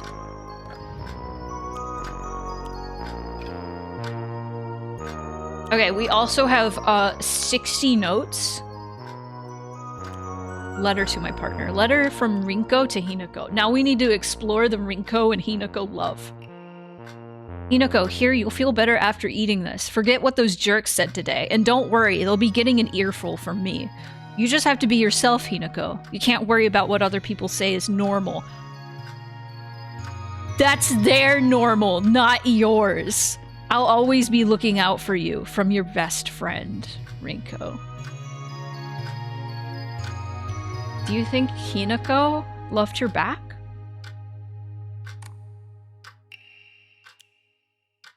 Hinako, here, you'll feel better after eating this. The handwriting from her becomes erratic and emotional. I'm such a kind person, you know. Would someone who isn't kind give little treats with a wonderful message to their sad friend? I am so kind. You just have to be yourself, Hinako, because whenever I'm by your side, I realize what an amazing person I am. Whenever I help you out, it makes me realize how kind I am. I'll always be looking out for both you and Sakuko, because when I look after you two pitiful creatures, it makes me feel so superior, like a teacher, or a parent, or pet owner even, from your best friend, Rinko. Rinko's not normal. Rinko's not normal. She's not normal.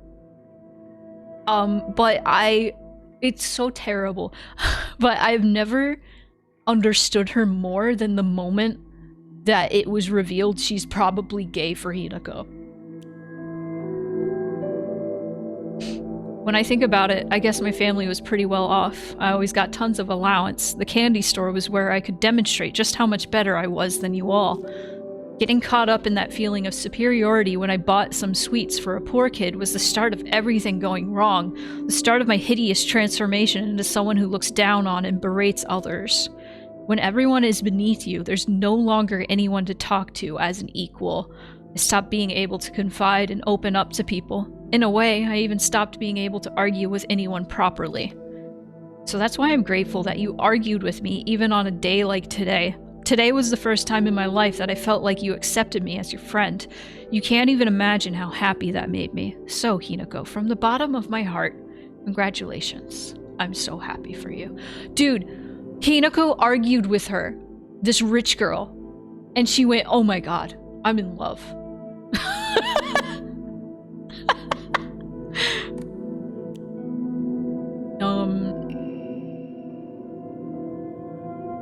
Is this also... This isn't important. Wait. Yeah, that's not important. That's not what I'm looking for. I think this is also from Rinko.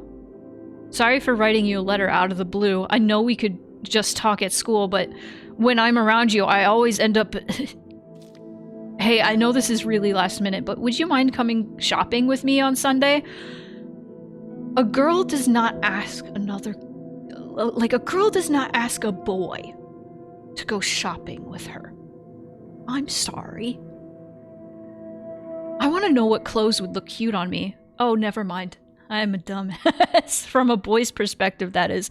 What do you think? Okay, here's the thing, though. Rinko could be calling Hinako a boy because of how often she says that Hinako speaks very manly. Okay, that's copium. That's copium. I love you so much. You never leave my thoughts. She could. There's Yuri in here. There's Yuri in here, Esther. There's Yuri. We found the Yuri. Anyway. I think she was writing the letters to Hinako, and she just turned it around to about Shu. Today, I bought all my friends candy from the candy store. It's a lot more fun to eat with friends than to eat alone. Today, I bought all my friends candy from the candy store. Everyone was slobbering over the snacks and thanking me again and again. It reminded me of the time I fed fish at the park, the way their mouths gaped wide as they begged for food. What a bunch of idiots. And that poor as dirt Hinako, all it took was one piece of cheap candy to have her following me around like a dog. It's almost cute how stupid she is. A cockroach like her deserves to die. She just is coping with her crush by saying she wants her dead. Sift through the sands. Find the Yuri within. I've wasted years of my life at school carefully putting on the good girl act, pretending I was perfect in every way, basking in my own sense of superiority.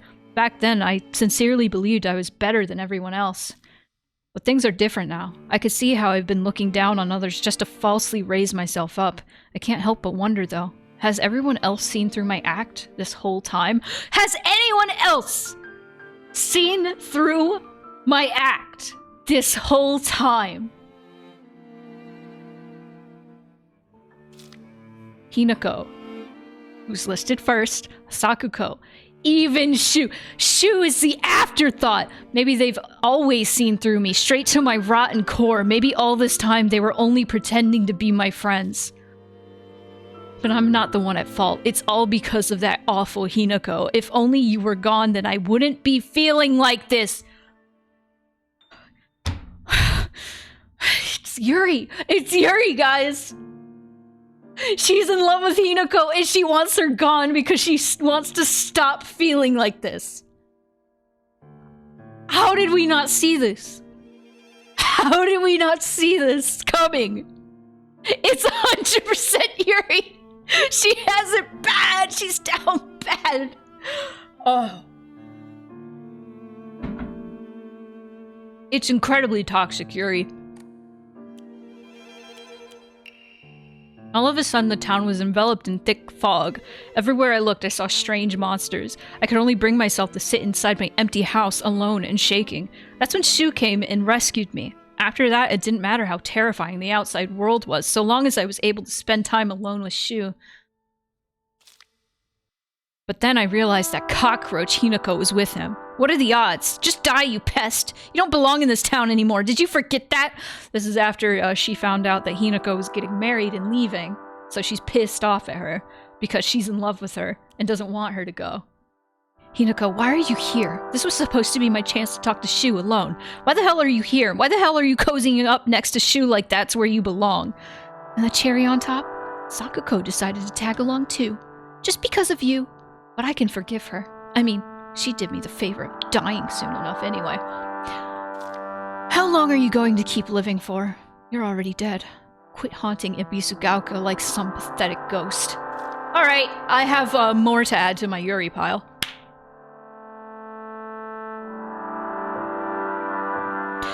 Do you think Sakuko either had a crush on Hinako or Shu?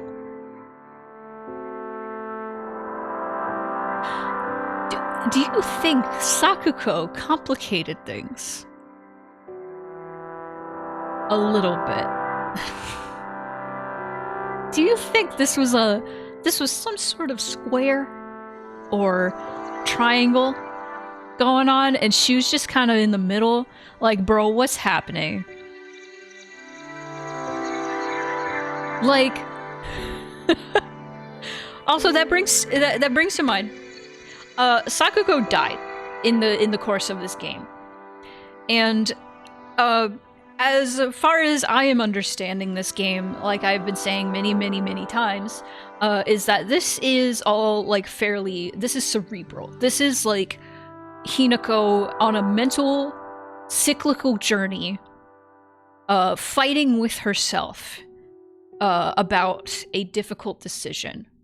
She says it herself in her journal that there are two sides of her. One side of her wants to reciprocate the feelings of Kota Yuki, and then the other side of her wants to, like, stay in Ibisugaka with her friends and play Space Wars forever, essentially, with Shu, and not grow up.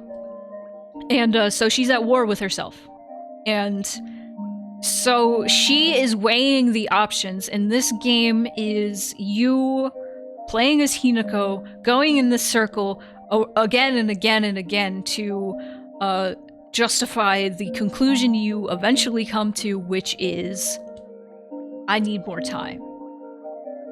Which, when you boil it down to that, it sounds really boring. But Sakuko died somewhere in the course of this story, in this journey. So I'm thinking that is another thing. That is another factor that makes Hinako want to be tethered to her old life, because she feels guilty.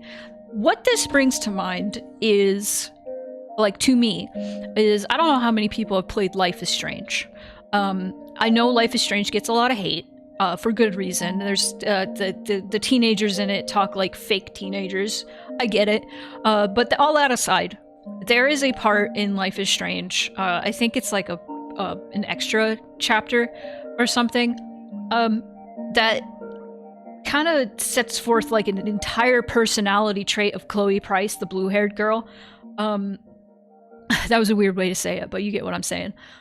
Chloe really hates that her best friend growing up, Max, left her for a few years to grow up in high school, and then came back. And Chloe's pretty pissed off, and you don't find out until rather later that Chloe's dad died. Like, you know Chloe's dad died, but Chloe's dad died right before Max left. Like, it was already set in motion that Max was leaving, and then her dad died, and then she left anyway.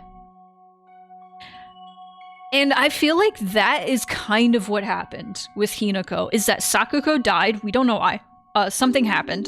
Sakuko died. Was it by suicide because she was so upset that Hinako was leaving? Could be. That's a possibility with what we know of Sakuko. Was it just a freak accident of some sort? Who knows? But my thought is that Sakuko died, and then Hinako feels guilty for wanting to leave. You tell Life is Strange is not a real depiction of teenagers because they liked Final Fantasy The Spirits Within. Who liked that? You know what? To give the writers of that credit, one, it was a Square Enix game, so they had to not talk shit of Final Fantasy Spirits Within, and two, I 100% believe that Max Caulfield would like Spirits Within. Max Caulfield feels like that type of character that, like, I feel like Life is Strange would be elevated if Max was the only one who talked like that. That is a tasty plasma.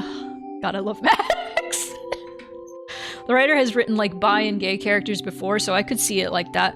I believe, I could be wrong, I have heard that Ryukishi has written trans characters as well. So, this is not a topic that Ryukishi is unfamiliar with. So, let's continue our Yuri journey. Rinko's secret journal. Why do I have to live here, of all places? Shu lives all the way on the other side of town. meaning my dream of us walking home together will never come true. I remember how I organized everyone from class to go to Chizuruya together after school. We chatted as we walked, then went our separate ways home. The walk to the store was painfully short. Still, having just a few extra minutes that I could spend with Shu outside of school was all I could have asked for.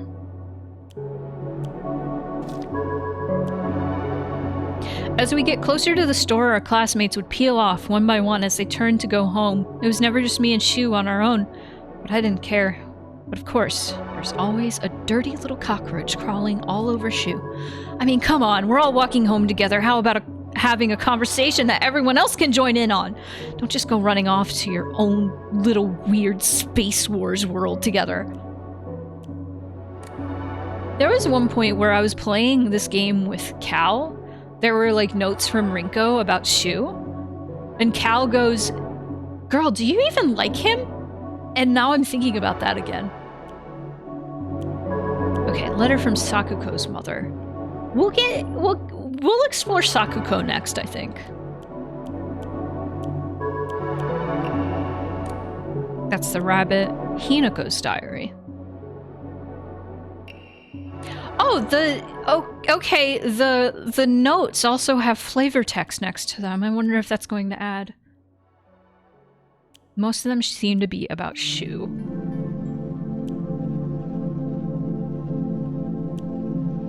Okay, they're not super important.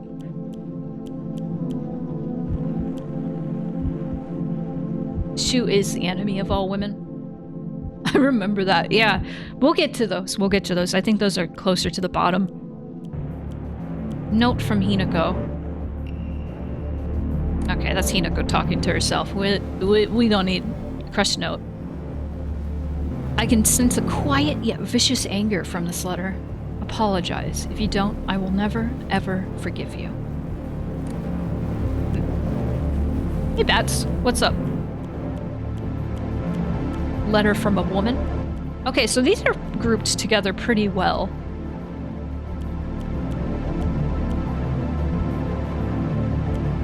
Kodayuki letters.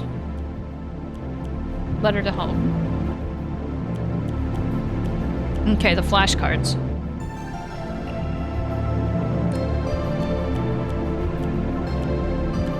So these are the Scarecrow letters, which are all Rinko-centric.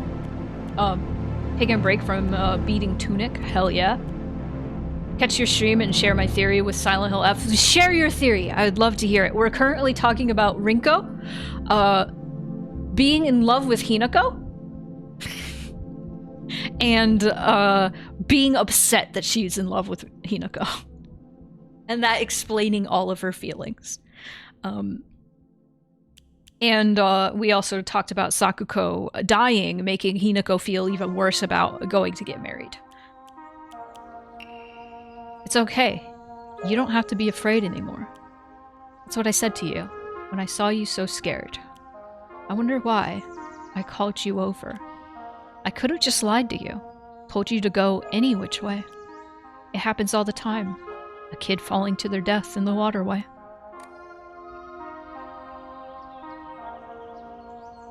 So that's Rinko regretting extending an olive branch to Hinako. And being like, I should have just let you die.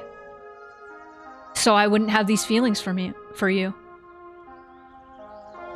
You think Junko might have ended her life due to the letter? Which letter? I have my whole crazy theory with Junko. Which we can get into. On the evening of the 7th, a 5-year-old girl fell into the waterway of a rice field and subsequently drowned to death.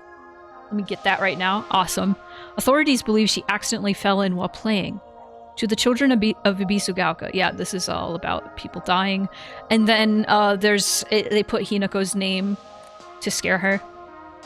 Redacted! Hello! We're talking about Hidden Yuri.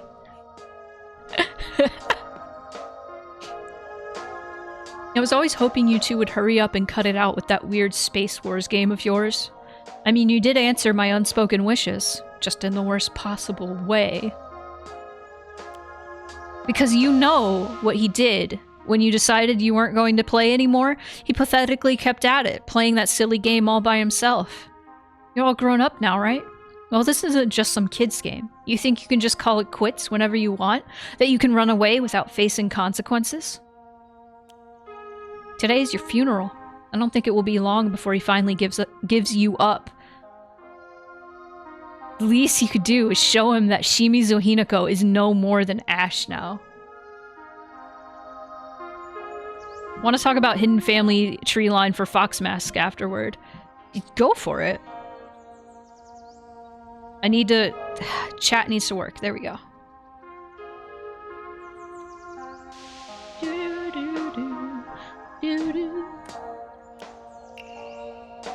And then we read all these. It's her pretty much confessing her love to her. Thanks for the follow! Welcome in. Always despised her. She goes around pretending like she doesn't want to be a girl when she knows full well that she's so much cuter than everyone else. Letter to home. Got it. Got it. Once we're done reading Rinko's stuff, I definitely want to check that out. If I collected it, hopefully I did.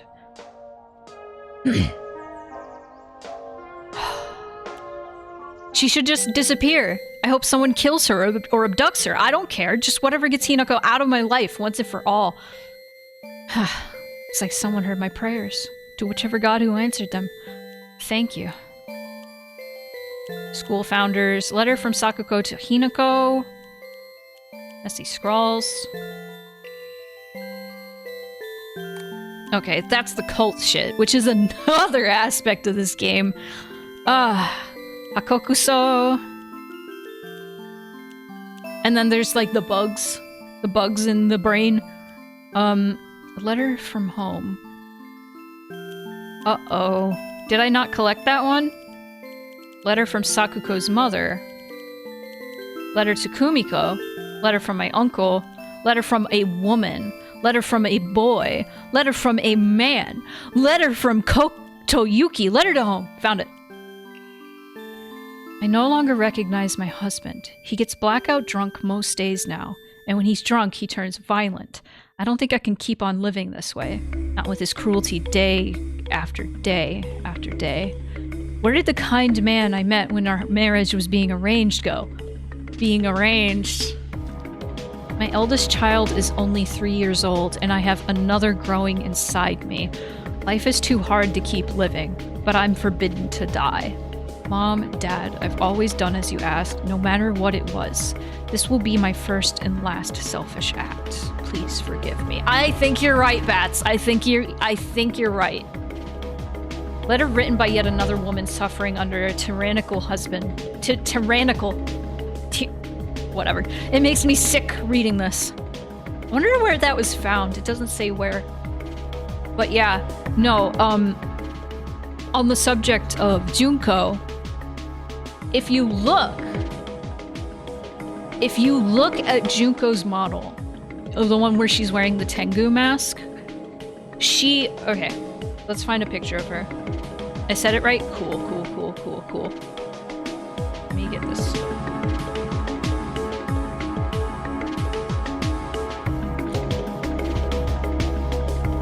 Junko, Silent Hill, F.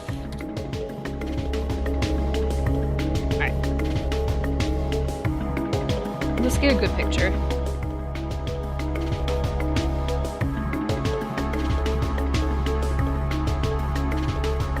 There aren't any good pictures.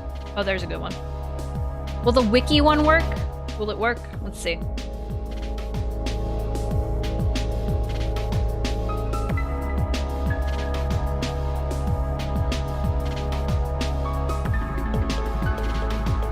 It disappeared. Hang on.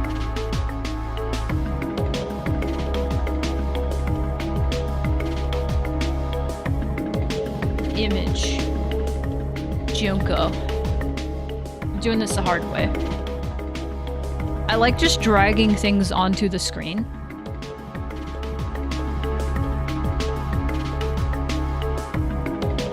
Alright. F-G-H-I-J Junko. Open. There we go. And now she'll stay there. Okay, let's look at Junko. So here's Junko. This is what she appears in in the game. I want you to take a closer look at her neck. Look at her neck. So I was thinking about this recently when watching the show where a character attempted to hang themselves. Afterward, this character had bruises that looked very much like this around their neck. And I was thinking about it. I was like, Junko had marks around her neck that looked like that. So Bats, I think you know. I think you are onto something. Not even onto something. I think you got it right on the money. I do think Junko must have hung herself. I think she took her own life. And like the last entry of Junko in the book is about how Hinako saw her in the hospital and didn't want to be like her. All tied back to the true ending where you see the bell on the tree. That's right. That's right. Now, let me speak of my crazy, my Kokeshi doll theory. Now, Kokeshi dolls. So there's a lot of imagery of Kokeshi dolls. Damn it. Well, we don't need imagery. Kokeshi dolls are the simple little wooden Japanese dolls. There has been a lot of debate on the etymology, the origins of the name Kokeshi, and how they should spell it, like with kanji or with kana, like how they want to spell it. There is a urban legend, basically, about Kokeshi dolls and the origin of its name, that suggest that these dolls are made as basically like a tribute to infants that died. Or were killed. Because the name Ko, which means child, and Keshi, which could mean a race, so erasing children, that's what it suggests, is that these dolls are meant to show children that died. I noticed in Junko's room at some point, if you go in Junko's room in the Shimizu Residence section of the game, her futon, her fold-out, like, roll-out futon mat, has Kokeshi dolls on it. There's also that whole room where there's the Kokeshi dolls everywhere, and then there's the giant Kokeshi doll with the bashed-in face that you see its eye through, and the eye follows you. I could be reaching here. The Kokeshi doll, the big one, the way its eyes look, the eye looked, kind of was evocative of Junko's Tengu mask. The big Kokeshi doll could represent Junko, because Junko is still the child of Kanta and Kimie, I think is her name. She's still a child, even though she's an adult and who has children of her own. But she's still an adult, so that could be representative of Junko, and like the children she was, like children she had or children she wanted to have or felt forced to have. Cal, what are you saying? Let me see.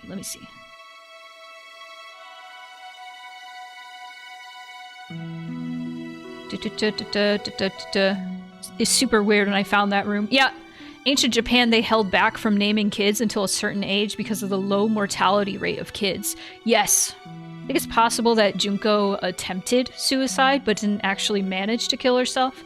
I feel like every true, real event that happens gets spelled out pretty explicitly, like in Bad End, how Hinako snaps at the wedding, or what Kodayuki's whole deal is. If Junko had managed to kill herself, it would come up more explicitly. My other piece for this is that Ryukishi is very believing in the idea of even the deepest despair, there's always a way out. Do not apologize for the wall of text. I like it. I like it when we're theorizing and talking about this stuff. I am not as familiar with Ryukishi's work as you are, so I appreciate the input. But that is also a possibility, that she attempted it, and even, like, an attempt at suicide, I feel like would also pressure Hinako into, like, staying, like, I don't know if that would pressure Hinako into getting married, because I feel like it's what Junko would want. So Hinako would feel that pressure to get married. Kodomo is child. Yeah. I know when you put ko at the end of a name, it means child. Like Hinako and Rinko and Sakuko. But yeah, that's my whole, like, I also have, like, my whole theory that, Junko was attempting to also kill her child, if we're gonna go with her, like, attempting suicide rather than killing herself, for real. Perhaps she, in the process, her baby she was carrying, passed away. Junko did kill herself, and the Junko we see in the game pressuring Hinako is like a brain ghost imprint of what Hinako thinks Junko would want. I also like that. Either way, I don't know. Just from how this story has been, like, was told throughout the game, I don't think they would be explicit on, like, Junko's, like, death. I think they would want you to figure that out on your own, and I feel like seeing, like, our first time seeing Junko's quote-unquote face, she looks dead as hell. I feel like that is our number one hint. But as we know, this game does use death a lot as a metaphor for, like, letting go of memories and stuff. So it could just be Junko is dead to her because Junko got married and went away. I love just how much of this game is, like, could be anything. Could be anything.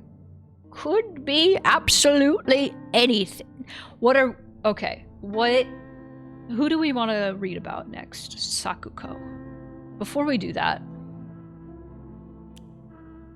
let me find the bundle of Sakuko. There we go. Because we have a few letters, Sakuko-related letters. I unfortunately don't think I ever opened a letter during these playthroughs. Maybe I did. Maybe I did. It might be in here somewhere. There is a letter that explicitly notes that Sakuko is diagnosed with autism. And we never read it on stream because I kept skipping that part. Alright, I need to use the bathroom, something serious. So I actually am gonna take a break. Foxmask's real name that he went to school was Tsuneki? Yes, yeah.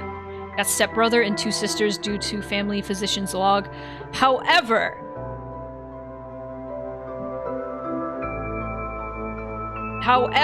the elder brother, dad, and stepmom passed away due to weird illness, aka poison, probably. Unrelated to anything, today I was talking to an Uber Eats driver and he was like, I'm on my way, and the auto reply recommend to me was yay, and I fucking lost it.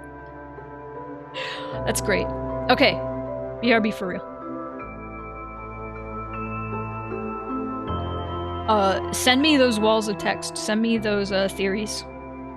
Send me your thoughts. If there's any character or information you want me to touch on sooner rather than later, let me know.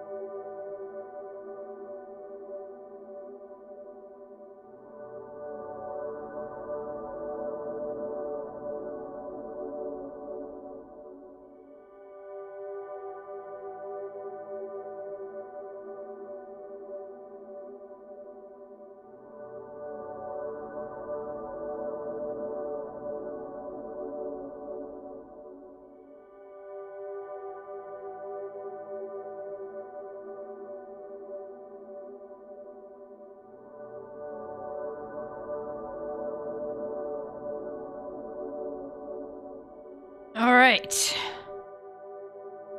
Let's go. Let's go. Do you guys think Hinako got some kind of brain tumor? It's one of the reasons why she passes out. Because we got a weird document from the Encyclopedia of Occult Phenomena that talks about visual hallucination caused by brain tumors. And you see a dark version of yourself. That's interesting because okay. What is that one called? Excerpt? That's the last one. Let's read that and we can talk about it. Otoscopic hallucination, a type of visual hallucination caused by brain tumors in which an individual perceives their own image before them as if they were standing in front of a mirror. Although it is merely a reflection, there have been extremely rare cases in which hallucinations have been reported to possess a will of their own and are able to hold conversations. In such instances, the reflection will often state negative opinions about or demonstrate hostile behavior towards the individual. Such apparitions are thought to be projections of negative feelings about the self that have been repressed. This is also known as the doppelganger phenomenon. Okay. So I don't think that is the only note that suggests being able to talk to another version of yourself. Because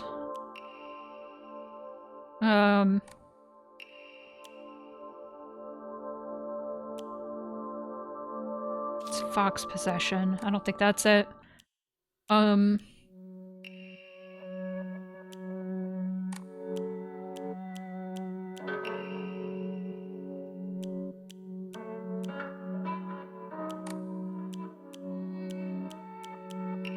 Hakokusa.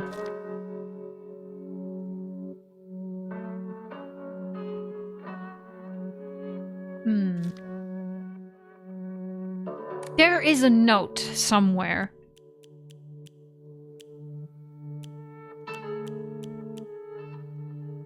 I swear there's a note somewhere. Okay, I swear there's a note somewhere that's talking about the pills. The pills. Like, because that's why Shu gave them to her. So she could, like, speak to herself. There is a commonly accepted theory I have, at least through YouTube comments, which is not a very good source, so I rescind my statement. Not a commonly accepted theory, but a theory I've been seeing floating around, which is completely understandable given the context of the game, is that Hinako's dead and in purgatory. And to me, that can be interesting, and that is not something unfamiliar to the Silent Hill series at all. And let me make sure I stop on your comment so I can make sure I can read that in a second. It is something that has been done before with Silent Hill. In the first game even. That's been done forever. Is like the entire game being a fever dream of a dead person before they fully like move on. Are you here to bake the potatoes? It's potato time. So if you hear Case in the background as I'm talking about this stuff, then you know. Then you know. What was I saying? Like it is not an unfamiliar topic for it to be a thing, but honestly it's something that I feel is like kind of lazy, like, oh, they're all dead and this is just purgatory. No, it's boring to me, and I like the thought of it, like, sure, it's all in somebody's head, but I like it, like, what the meaning behind, like, everything, instead of it just like, oh no, you're dead, you know? Let me see what Bat said. real life version of the fake phenomena, it said ikiryo, living spirit, a manifestation of a person's soul or spirit that leaves their body due to intense emotion, becoming a separate entity that can haunt or harm others, often associated with strong emotions like anger or love, can inflict curses, and are distinguished from ghosts by appearing while the person is still alive. What is that called? Ikiryo? I'm gonna look that up. Ikiryo.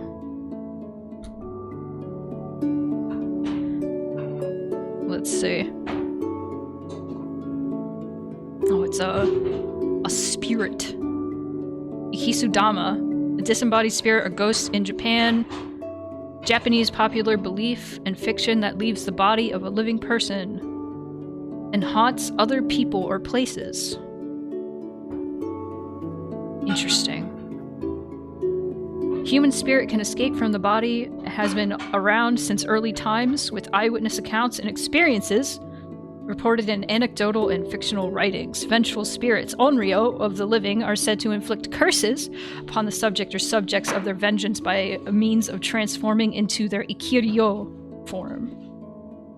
Interesting. So it's like a ghost, but a spirit of somebody who's still alive?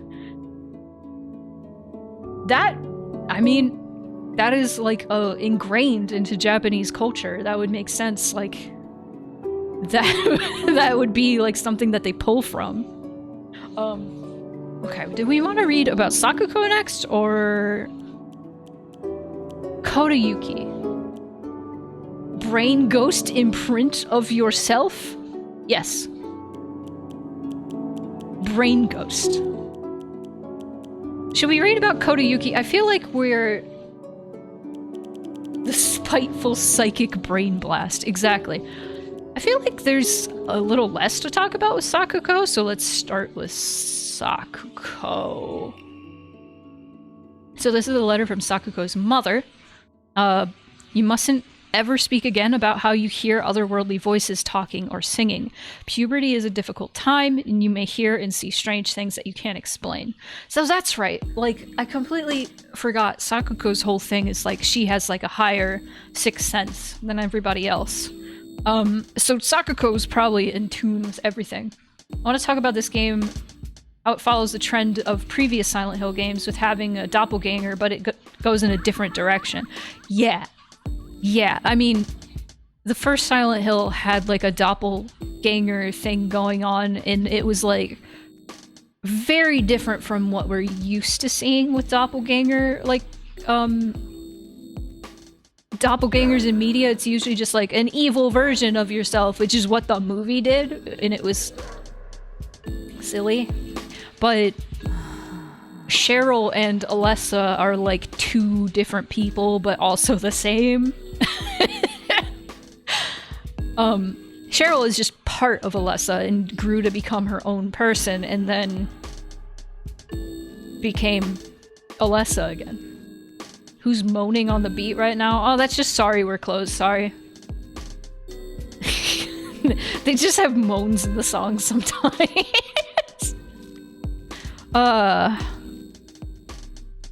Okay, so it seems Sakuko's family was very strict and didn't want people to think she was weird. Which is very sad, especially when you consider, like, canonically, Sakuko is autistic.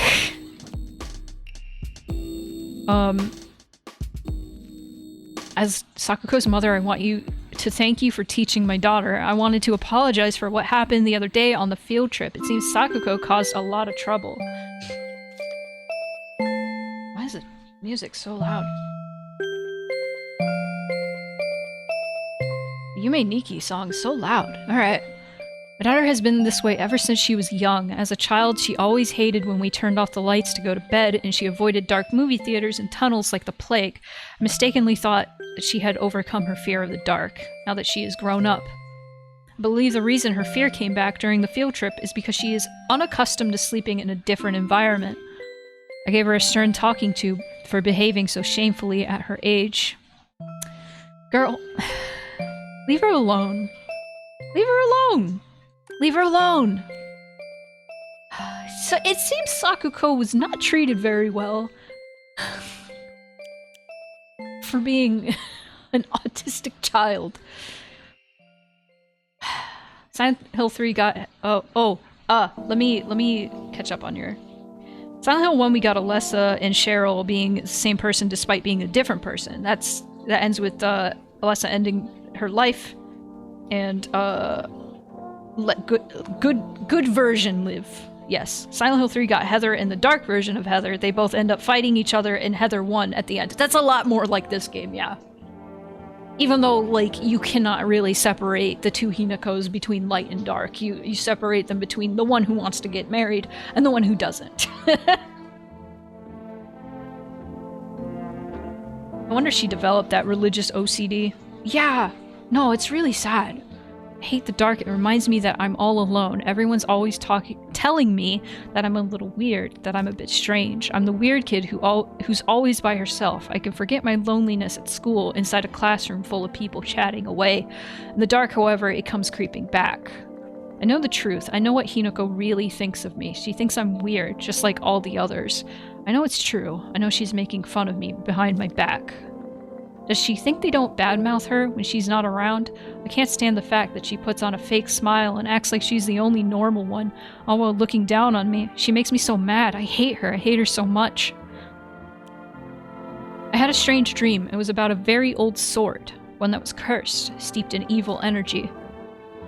The sword must be the source of the corrupt god's power, I'm sure of it, but because the sword itself is divine, it can't be destroyed. However, if someone were to purify it, then surely the corrupt god could be weakened. If the sword can be submerged in the elixir that exorcises evil spirits, this is all video game shit. This isn't relevant to what we're talking about. Which is a video game, but we're talking about the story, not, like, video game mechanics. Explained why she's a stubborn person and wants to do everything together with Hinako. Yeah. There was like there was an observation log that was a bit concerning about Sakuko. Of the observation log of the rabbit. Mr. Rabbit, guess what? I made my first ever friend today. Her name is Shimizu Hinako. But Mr. Rabbit, she's my first ever real-life human friend, so I'm a little scared. What if she throws me away and forgets me? I'm so scared of that happening. When I told my new bestest friend Hinako this, she said she'd never ever abandon me. Not ever. She promised. But you know what, Mr. Rabbit? What if Hinako breaks her promise? What if she betrays me? What if she's lying? No, I don't want to think about that. Hinako said she wouldn't ever leave me. She promised. I have to believe her because that's what friends do, right? They believe each other. Hinako, if you betray me, you'll pay. I'll make you pay and regret ever hurting me. Got it? Okay. Considering that it's possible that Sakuko actually, like, died before the events of this game. And like I said earlier, that is a reason that Hinako doesn't want to leave. Is because a close friend to hers, like, passed away. And this is probably Hinako thinking of Sakuko, like, what Sakuko would think of her, like, if she left. Like, it's Sakuko being like, you never leave me, right? And then, like, she's fucking leaving her. Mr. Rabbit, guess what? I've decided that today I'm giving you a new name. Your new name is Hinako, got it? Hinako. Don't you think it's super cute? It's the same name as that awful, horrible, mean, cruel Hinako who left me all by myself and went far, far away. I hate her. Yeah, this is Hinako making this shit up. This is what I think anyway. Especially when all the writing goes erratic like this. I feel like it's Hinako, like, projecting what her friends probably think of her for leaving. Like, it's probably an exaggerated version. I know why she threw me away. It's because I'm dark and sad and mean. Dang it, I forgot the stuff I needed to cut off Hinako's arms and legs. Oh well, I'll just cut her into tiny pieces tomorrow. Yeah, this is this is Hinako making shit up in her brain with her alleged brain tumor. I don't know. This game like throws like so many like different things. Like, which one do you want to believe? Do you want to believe Hinako's taking the drugs that make her astral project? Do you want to believe that she has a brain tumor? Like, what do you want to believe? Do you want to believe that she's dead? She's in purgatory? Do you want to believe? Good lord. There's so much. Page from Mom's diary. Like Hinako's mom? Okay, this adds weight. This adds more weight to Bats' theory. About Junko. I wanna believe!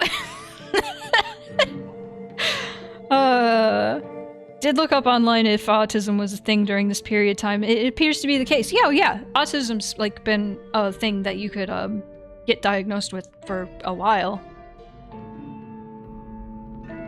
Even in 60s Japan. Though it was probably something... I cannot speak for this, for it at all, but it was probably something that was looked down on very much back in the day. This probably isn't really what happened, but I'm thinking of the scene where Hinako gives Sakuko a funeral in Chizuruya, and how, like, immediately after a bunch of the doll monsters come to attack the store, and I'm interpreting that as, like, Hinako trying to defend the memory of Sakuko she has in her mind from the bad-mouthing of village aunties who badmouth Sakuko for being weird. That awful thing people do when autistic people die of, like, she's probably at peace now.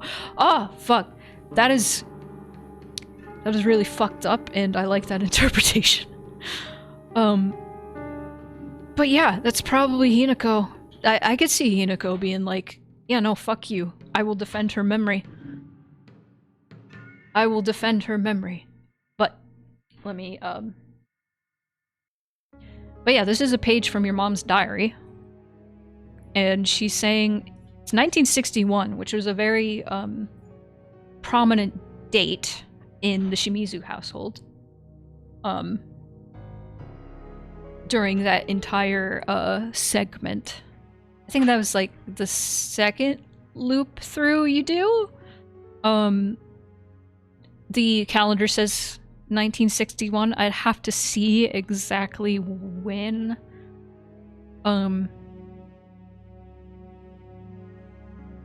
I kind of want to go back. I've played this game too many times though.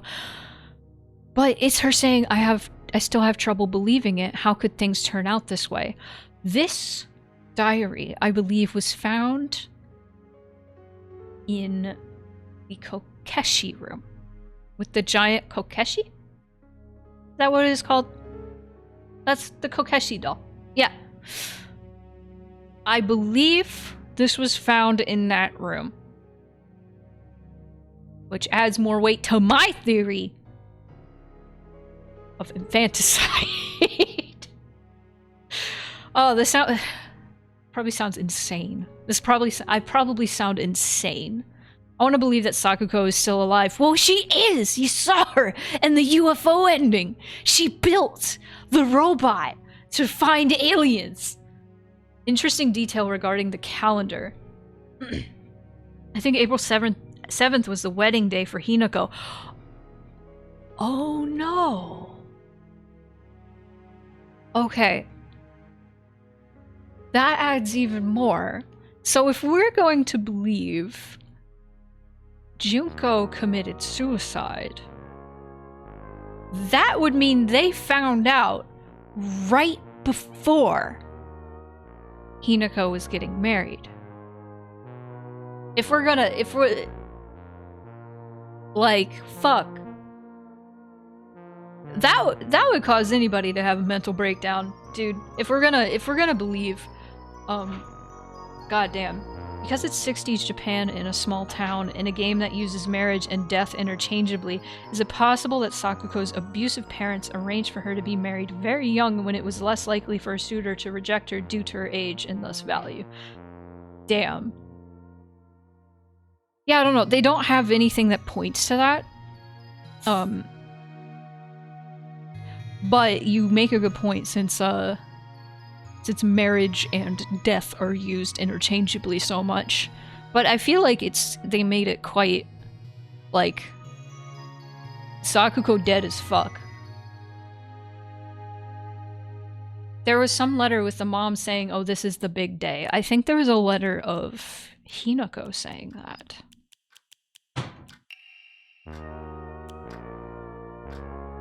There it is. April 6th. My big day is tomorrow and I can't back out. Was it 1961 that we found that?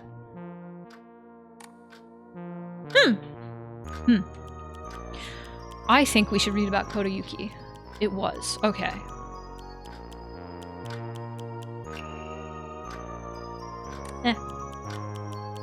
Okay. Letter from Uncle. What is the crush note? I think that was from Rinko. We should have more context for all of these. Okay, housemaid's note. We have a lot of housemaid's notes, but I think we're gonna learn. Alright, the Tsunekis, which we believe Kodayuki is a Tsuneki. Adds context to this. Tsunekis are the most notable family in this area and are known for their wealth. For generations, each head of the family has possessed a talent for business, an acumen they have utilized during times of social unrest to amass a large fortune. However, given that a great many suffered while they grew rich, their actions have often drawn envious eyes. I want to talk about Hinako's parents and how her father is a tragic character after talking about Fox Mask. Awesome. Let's do that. Let's do that. Parents next. When I first entered into service for the Tsunekis, my grandmother shared some of the many rumors that swirl around the family. Each time the world falls to pieces, the Tsunekis' treasury only grows larger. The Tsunekis are happily waiting for misfortune to strike so they can line their pockets. Shortly after I became their maid, there was talk of an arranged marriage for the young heir to be a noblewoman. This led to the heir unceremoniously ending all his scandalous relationships with women, including one with a young housemaid named Sachie. Sachie came from a family of poor farmers, but her beauty shone brighter than the sun, something that had caught the young heir's eye. By the time his marriage was being arranged, she already had a life growing inside her, and the two had made vows to run away and start a new life together. And yet, the young heir cruelly and wantonly cast her aside. Likely he simply did not want his prospective marriage to be ruined, so the Tsunekis kicked Sachie out and drove her to some far-off place where they could forget her existence, despite the peace of the family she carried with her. People say that she was fighting back tears so hard that blood began to trickle from her eyes. However, the child she carried was unmistakably a descendant of the Tsunekis, and their blood lies in wait for tragedy to strike. It was only a matter of time before that child exacts their revenge. I believe that the next time there is turmoil within the Tsuneki family, that child will make their move. Okay, so I was mistaken. I believe. I don't think Kodayuki was the child of the housemaid. I think Kodayuki is the child of Sachie. It's what they're saying, so I misremembered these notes. February 15th. There can be no two ways about it. The family is indeed cursed, and I am the only one who knows the full story. I must tell the master all I know, for if I do not, the curse will certainly befall me as well. May the gods have mercy on me. Is the curse related to the weird bug curse? Could it be? She doesn't elaborate. Letter from a woman. You really are shrouded in mystery. You understand exactly how I feel, even though we haven't seen each other in years. This must be from Hinako to Kodayuki. Are you simply reading me like a book, or am I feeling exactly what it is you want me to do? Or you want me to? Recently, I'm starting to think that even I don't know who I am anymore.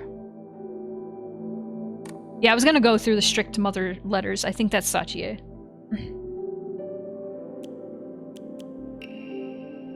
Good morning, my handsome boy. You are different from those delinquents who run around town. You have noble blood running through your veins. Of course, every child must play in order to grow, but I simply ask that you choose wisely who you play with. You must think of me as awfully overbearing, but please respect my wishes while you are still young, for when you are grown up, you will be free to do as you please. That's what you say.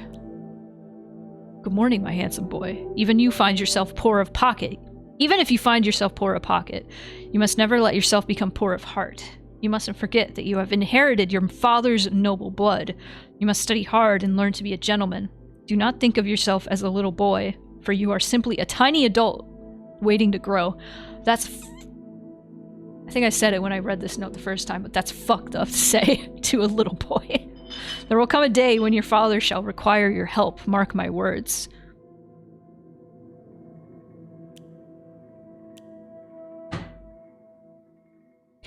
I know what she's insinuating here.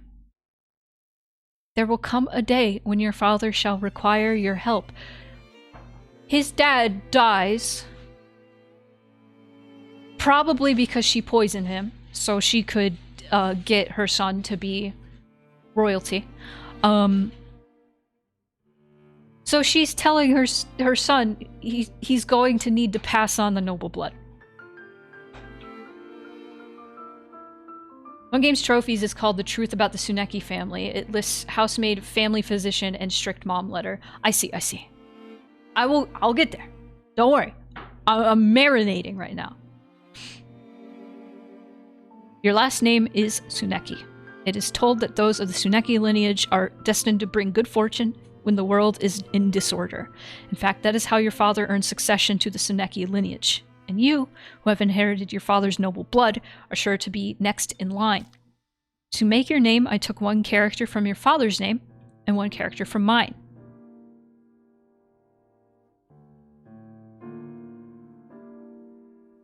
I'm thinking of Sachie, but it might mean her surname. That way, when anyone from the Tsuneki family hears your name, they will immediately know you are our child. Oh, there's more. To make your name, I took one... I already read that. Blech. I know it's a little sudden, but we shall be moving tomorrow. I have already notified your teacher, so just make sure to say goodbye to all your friends. She'll tell you everything at home.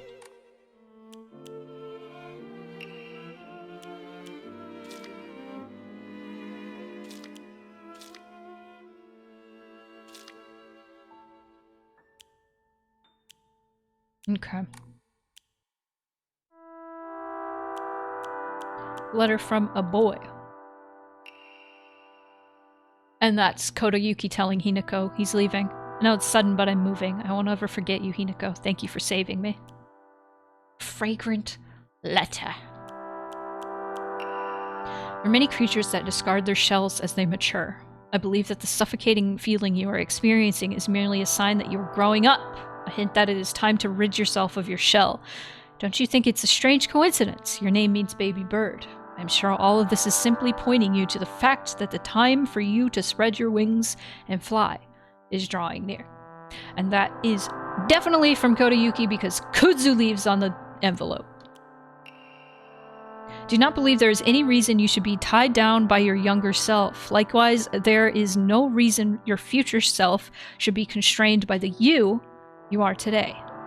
Thank you, by the way, for the beautiful pressed flower. It was the first gift I have received from you, and I will surely cherish it until the end of time.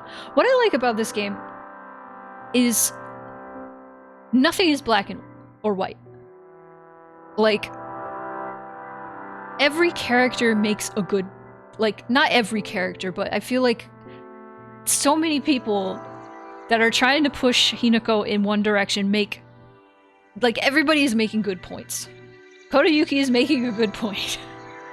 Like, you shouldn't be, like, tied down by your younger self. And likewise, there's no reason your future self should be constrained by the you are today. Okay, what was it? Old medical record? Here's a thing that suggests that Kodayuki is possessed by a fox.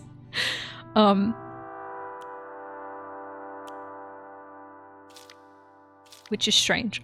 Fujitori. There's still no... Okay, whatever. Fujitori Kodayuki, age 9. patient had joined a group of children chasing down a fox that had wandered into the village. The fox then attacked the patient, leaving several lacerations on his face. The wound below his left eye, Moonpie food time, is particularly deep and shows a considerable risk of scarring.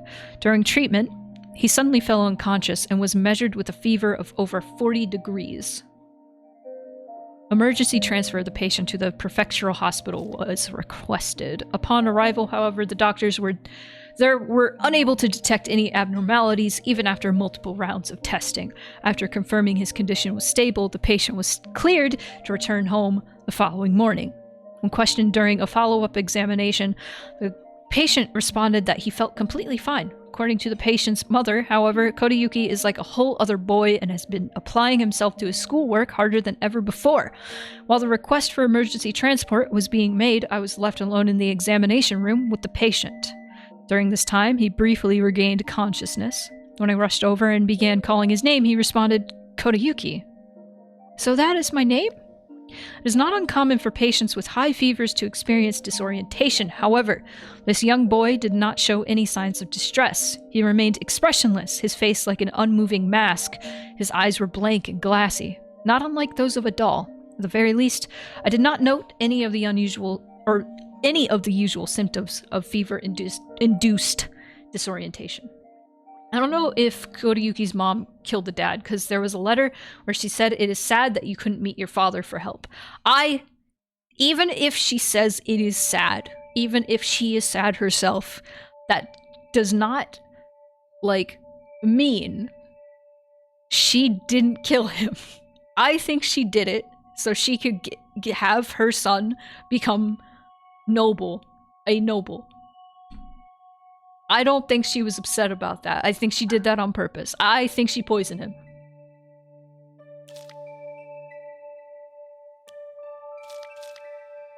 Immediately after, he again lost consciousness. As I did not accompany him, I do not know the details of what happened at the prefectural hospital. Although such an episode can likely be attributed to a temporary disturbance in the patient's memory, as a long-practicing physician of Abisugaoka, I cannot help but be reminded of that local phenomenon, the fox possession. Let's read about Kitsune Suki. Kitsune Suki. Feels super weird that nobody recognized when she's killing the head of the house. She probably was just very discreet about it. You could poison. Kitsunesuki. Also written as Kitsune Suki. It literally means the state of being possessed by a fox. The victim is usually said to be a young woman whom the fox enters beneath her fingernails. This is irrelevant to what I want to know. Moonpie, I don't want to know about you right now. Let's see. Okay. Kitsunesuki. Symptoms.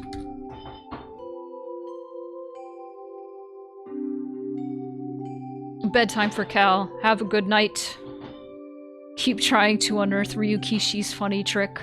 We're unearthing. We unearthed Yuri, so I think we're winning. Okay. Tell me the symptoms of being possessed by a fox. Cravings for rice or sweet adzuki beans. Listlessness, restlessness, and aversion to eye contact. Okay. I mean, it checks out that, like, he's portrayed as wearing a fox mask then like, he can't make eye contact. I mean, I'm reaching at this point. Okay. Bundle of letters.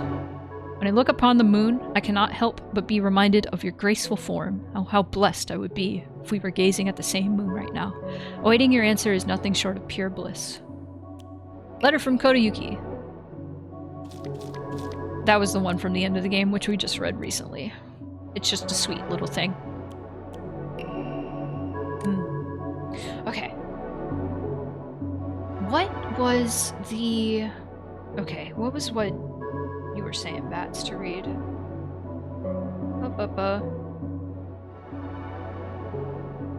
Family physician log, I think. Let's find that. We can talk about that. That's it. February 1st. Symptoms at onset are as follows: headache, fever, vertigo, chills, vomiting, diarrhea. First, I believe signs pointed to a seasonal cold. However, after prescribing medicine, symptoms did not improve. In fact, they worsened. February 8th. The patient's conditions are declining suddenly and rapidly. Symptoms are as follows: labored breathing, cognitive impairment, quadriplegia, involuntary movements. In addition to these, an even stranger symptom has arisen. The patient's facial features appear to be deforming. Kitsnaiski. Patient's face remains stuck in expressions of constant strain, their teeth bared, their eyes narrowed into a menacing glare. Like the changeling's myth being similar to being possessed by a fox. I wonder if that lack of eye contact runs with the autism parallels. Maybe. Is Kodayuki also autistic? Checks out. February 10th, I have received reports that the patients will sometimes make strange sounds, then try to get on all fours and crawl around. Itsunaiski. Housemaids who served the family for many years whisper among themselves, speaking of so-called fox possession.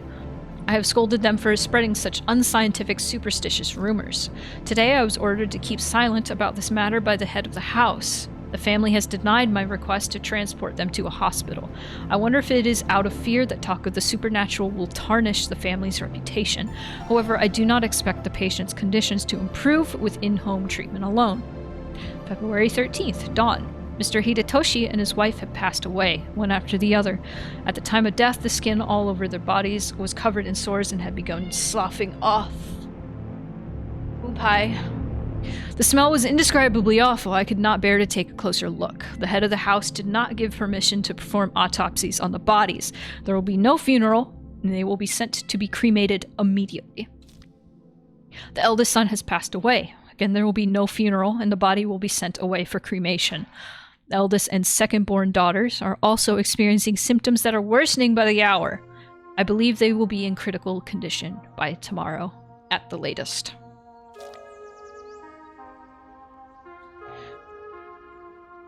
Mr. Hidetoshi, is that Kodayuki's...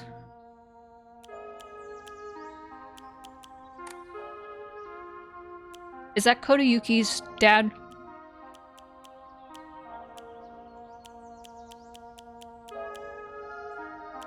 Mm-hmm. They got poison! There's no way! That was poison! Is there a poison that makes your skin slough off?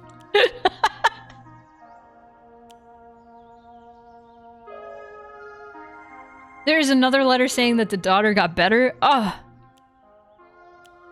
my god. Okay, there's like 15 minutes before I wanted to check out. Oh, you wanted to talk about the parents though, right? What did you want to talk about with the parents? There's a letter from Sakuko to Hinako too, I forgot. Oh, that's the fox sacrifice thing.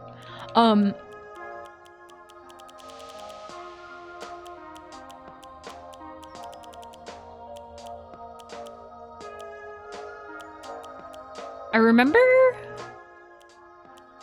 God, there's so many letters in this game. I don't know how many things they have about, like, in the notes. Page from Mom's diary. We already saw that. Yeah. Letter from Uncle. And then we learned that they're in debt because of having to get surgery for Kimie.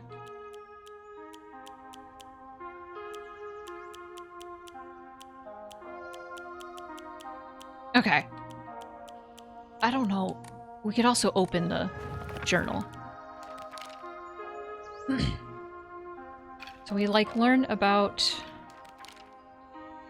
Kimie and how Hinako doesn't respect her because she's very complacent, or seemingly very complacent in the marriage, and is like, it just lets her husband be abusive to her and her children. Mom once told me a husband and wife support each other for the whole of their lives, in sickness and in health. You see, it took me a long time to recover after giving birth to you. It caused your father a lot of trouble with my mood swings. No matter how much I complained, he stood by me through it all, without so much as a frown. I know he may not have turned out to be much of a father to you girls, but all in all, he's been a good enough husband to me. Good enough! Good enough! Good enough. I think it's so tragic when you get all the clues in the last run for the game, because we learned that the mom got stomach cancer. Yep, and that's why she asked pills from Shu. The dad is getting into debt to save her life, and that's why he wants Hinako to get married, because Kimie died and can't pay the bill. Do you think Kimie died? I didn't pick up on that. I figured that they just got in debt because of the surgery. Because of all the bills. She might have died. She might have died. It's true. But yeah, no, like, I appreciate this game doesn't, like, say, like, you see, the dad is actually good. It just explains his backstory and why he is the way he is. And the reason is because of, like, gender discrimination is bad for both genders. Both men and women. Because men are taught to not show weakness, ever. And so he was never, like, real with his daughters and was also just fucking abusive and terrible. Skilby, thank you for the resub. God, I missed.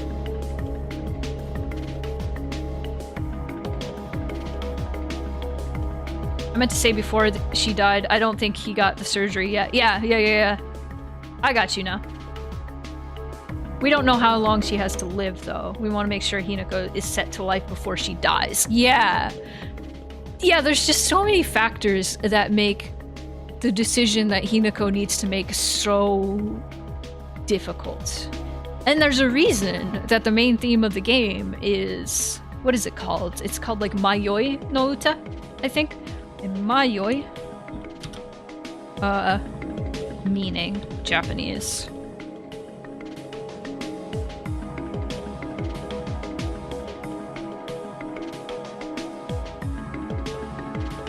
Oh, that is very on the nose.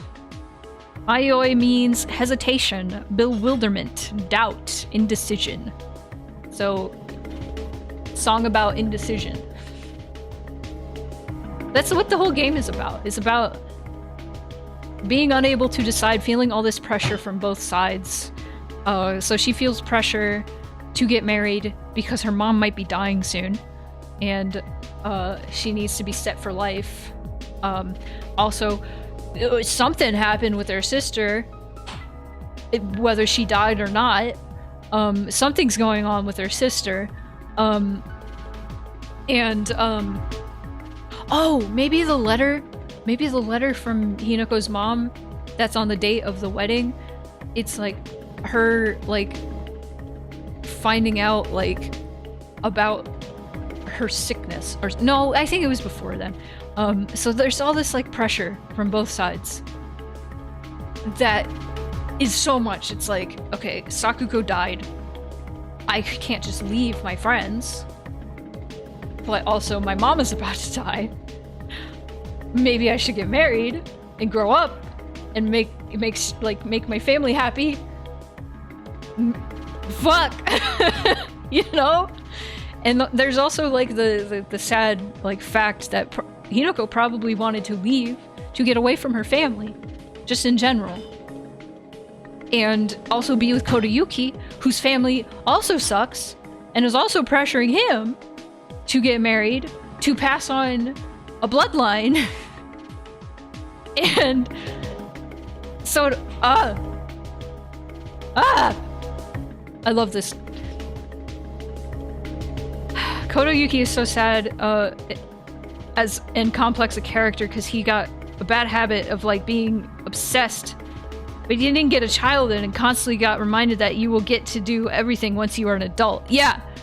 So he was being forced, like the note was saying, like, you are not a child, you are a tiny adult. That got hammered into his head, and he's like, I'm an adult. I'm gonna be an adult. I'm going to grow up as soon as possible. I'm gonna get married to the first girl I had a crush on.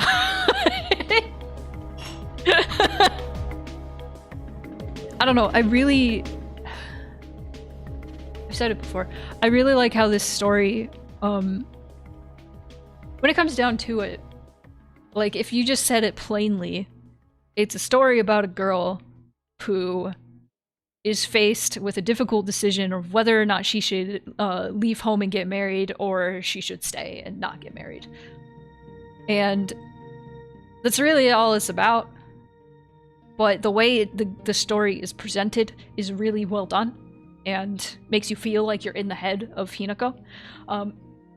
But with the little time we have, what do we think about the supernatural elements of this story? Do we want to buy into them?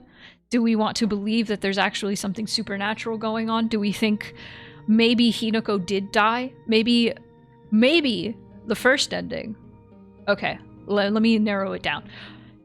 Do we think that the first ending is what really happened? And maybe Hinako, like, actually killed everybody, went ballistic at her wedding, ended up probably killing herself as well, and now she is a ghost trapped in purgatory, and she is playing the events out differently in her head. Oh, that makes it really tragic, because the conclusion she comes to is, I need more time, and she doesn't have any more time. So now she's dead. I don't think she's dead. I don't buy into that theory. I think it's stupid. I don't think she's dead. I think this could be like a weird hallucination, maybe. It could be a crazy weird like hallucination that she's experiencing because of volcanic gas. But I don't think she's dead. Because that wouldn't make sense given the conclusion she comes to. I think it's a happy ending. But that's what I think. What about the sword and the... There's also, like, how does the religion, like, the Sennin-sugi and then the Inari religion, like, tie into all this? Because it started, like, Ebisugaoka was founded on the Sennin-sugi, like, beliefs, like in the old cedar tree. And then the old cedar tree got struck by lightning and they went, well, fuck that tree. And then they started worshipping Inari instead. I think it's a mix of both, where there is supernatural and not. The writer makes the whole supernatural from Silent Hill such a blur and you can't tell it apart. I like that. Do we think that Kodayuki is actually possessed by a fox? Do we think the drive behind Kodayuki's, like, obsession with Hinako is all based on being possessed by a fox? Or do we think the fox represents something entirely different? Do we think the fox represents, like, Hinako's fear of, like, what her husband will become? Or... could be anything. I love it. I love the blurred lines between, like, is this a supernatural horror story? Or is this a toxic gas-induced nightmare?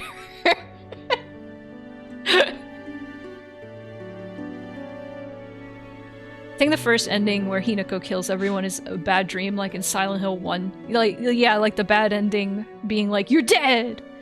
And this is all, you're in purgatory! Because there's that line in the first game where Harry's like, maybe, I got in a car accident and I'm in a coma in a hospital bed. And that's alluding to that ending.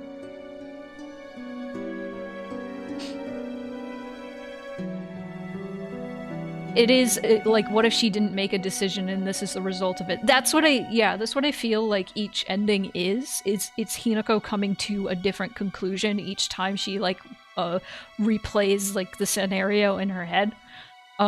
So one of them she has a mental breakdown and kills everyone, and one of them she gets married and isn't happy. One of them she runs away from her wedding with her childhood friend, and the other one she comes to the conclusion, I need more time. That's it. That's Silent Hill F. I don't know if we had anything else we wanted to talk about. I am just I love this game a lot and I want to talk about it forever. I think the true ending is real and what happened in the real world. Yeah, Hinako's split in two. One of them has a cool furry arm, and then they sit on top of a torii gate together. I'm joking. That's all like spiritual, but I do think that's what really happened. In the end. Like, not literally, but I do think what happened in the end is they like come to the conclusion, we just need more time to think about this. Which is, it feels like anticlimactic when you like put it that way, but I don't know. I think it's done very well. Personally. Oh! But it's nearly Thanksgiving. Time for Thanksgiving. From the food sounds, you have probably deduced. So I think it's about time that I wrap things up, so I'm gonna do that. Unless anybody has any last minute thoughts. How did you hear that the game got an official novelization? I didn't. No, thanks for telling me. I want to check that out. Do you have a link? I'm sure it's probably in Japanese. There's probably an English translation. Oh man, I would love that. Talk about this aspect of Silent Hill F. I really dislike that people thought this game is going to heavily tie into the Silent Hill games. No! Why would it? You could argue there's White Claudia everywhere. I mean, there's the Hote-sama. Abura no Hote-sama. Agura? I said Abura. I don't remember. It's only in Japanese right now. Oh, I hope they translate it. Ah! I unfortunately can't read Japanese very well. Cannot. No, I think it's fine that it doesn't tie into the other games. Like, I don't think you need to tie into the other games at all to be a Silent Hill game. I think you just need a weird fucking... Maybe esoteric isn't the word. You need a weird story told in a strange way. That's all you really need. That's all you really need. And maybe like the duality of like, in this game you have Fog World and you have the Dark Shrine. Which I like that. Oh, thank you. Thank you. I am opening this and I'm gonna check this out later. Oh, thank you, Esther. Oh, good shit. What are we gonna do now that Silent Hill F is done? Someone was predicting that the cult was going to survive and travel and build in the Silent Hill town. You see, I thought Short Message was going to tie into Silent Hill F somehow. I thought it was going to tie into it somehow because they had the whole thing with like the woman with the curse from Japan. And I was like, oh, is this going to tie into it somehow? And it's like before the 1960s. It's like early 1900s.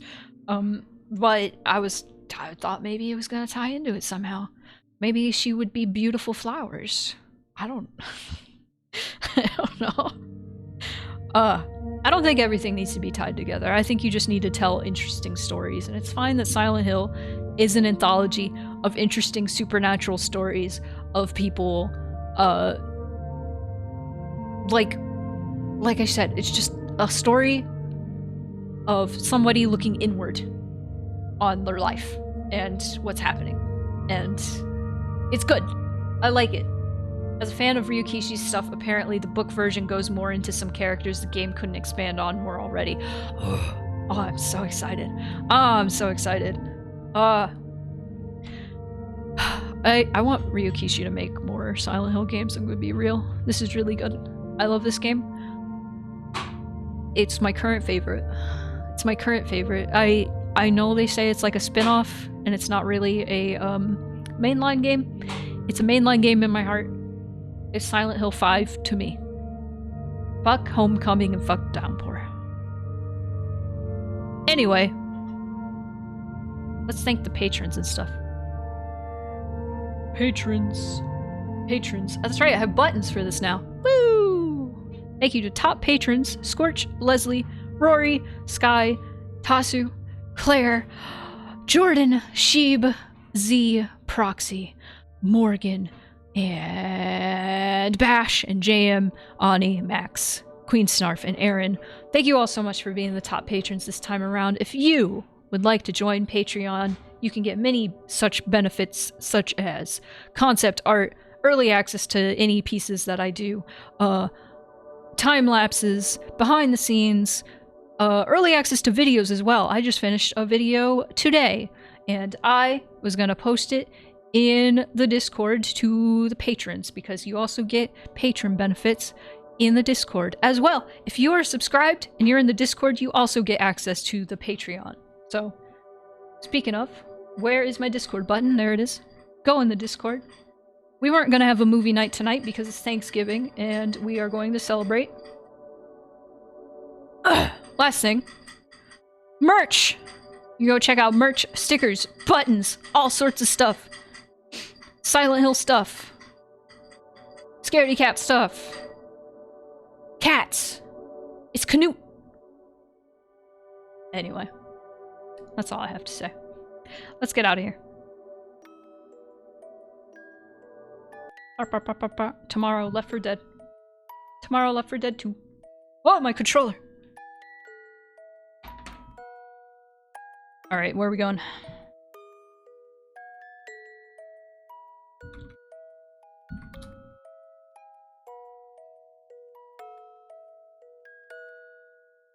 Canute. Oh, redacted. There's also Chai. There's also Aaron Bun, who I don't think I've rated yet.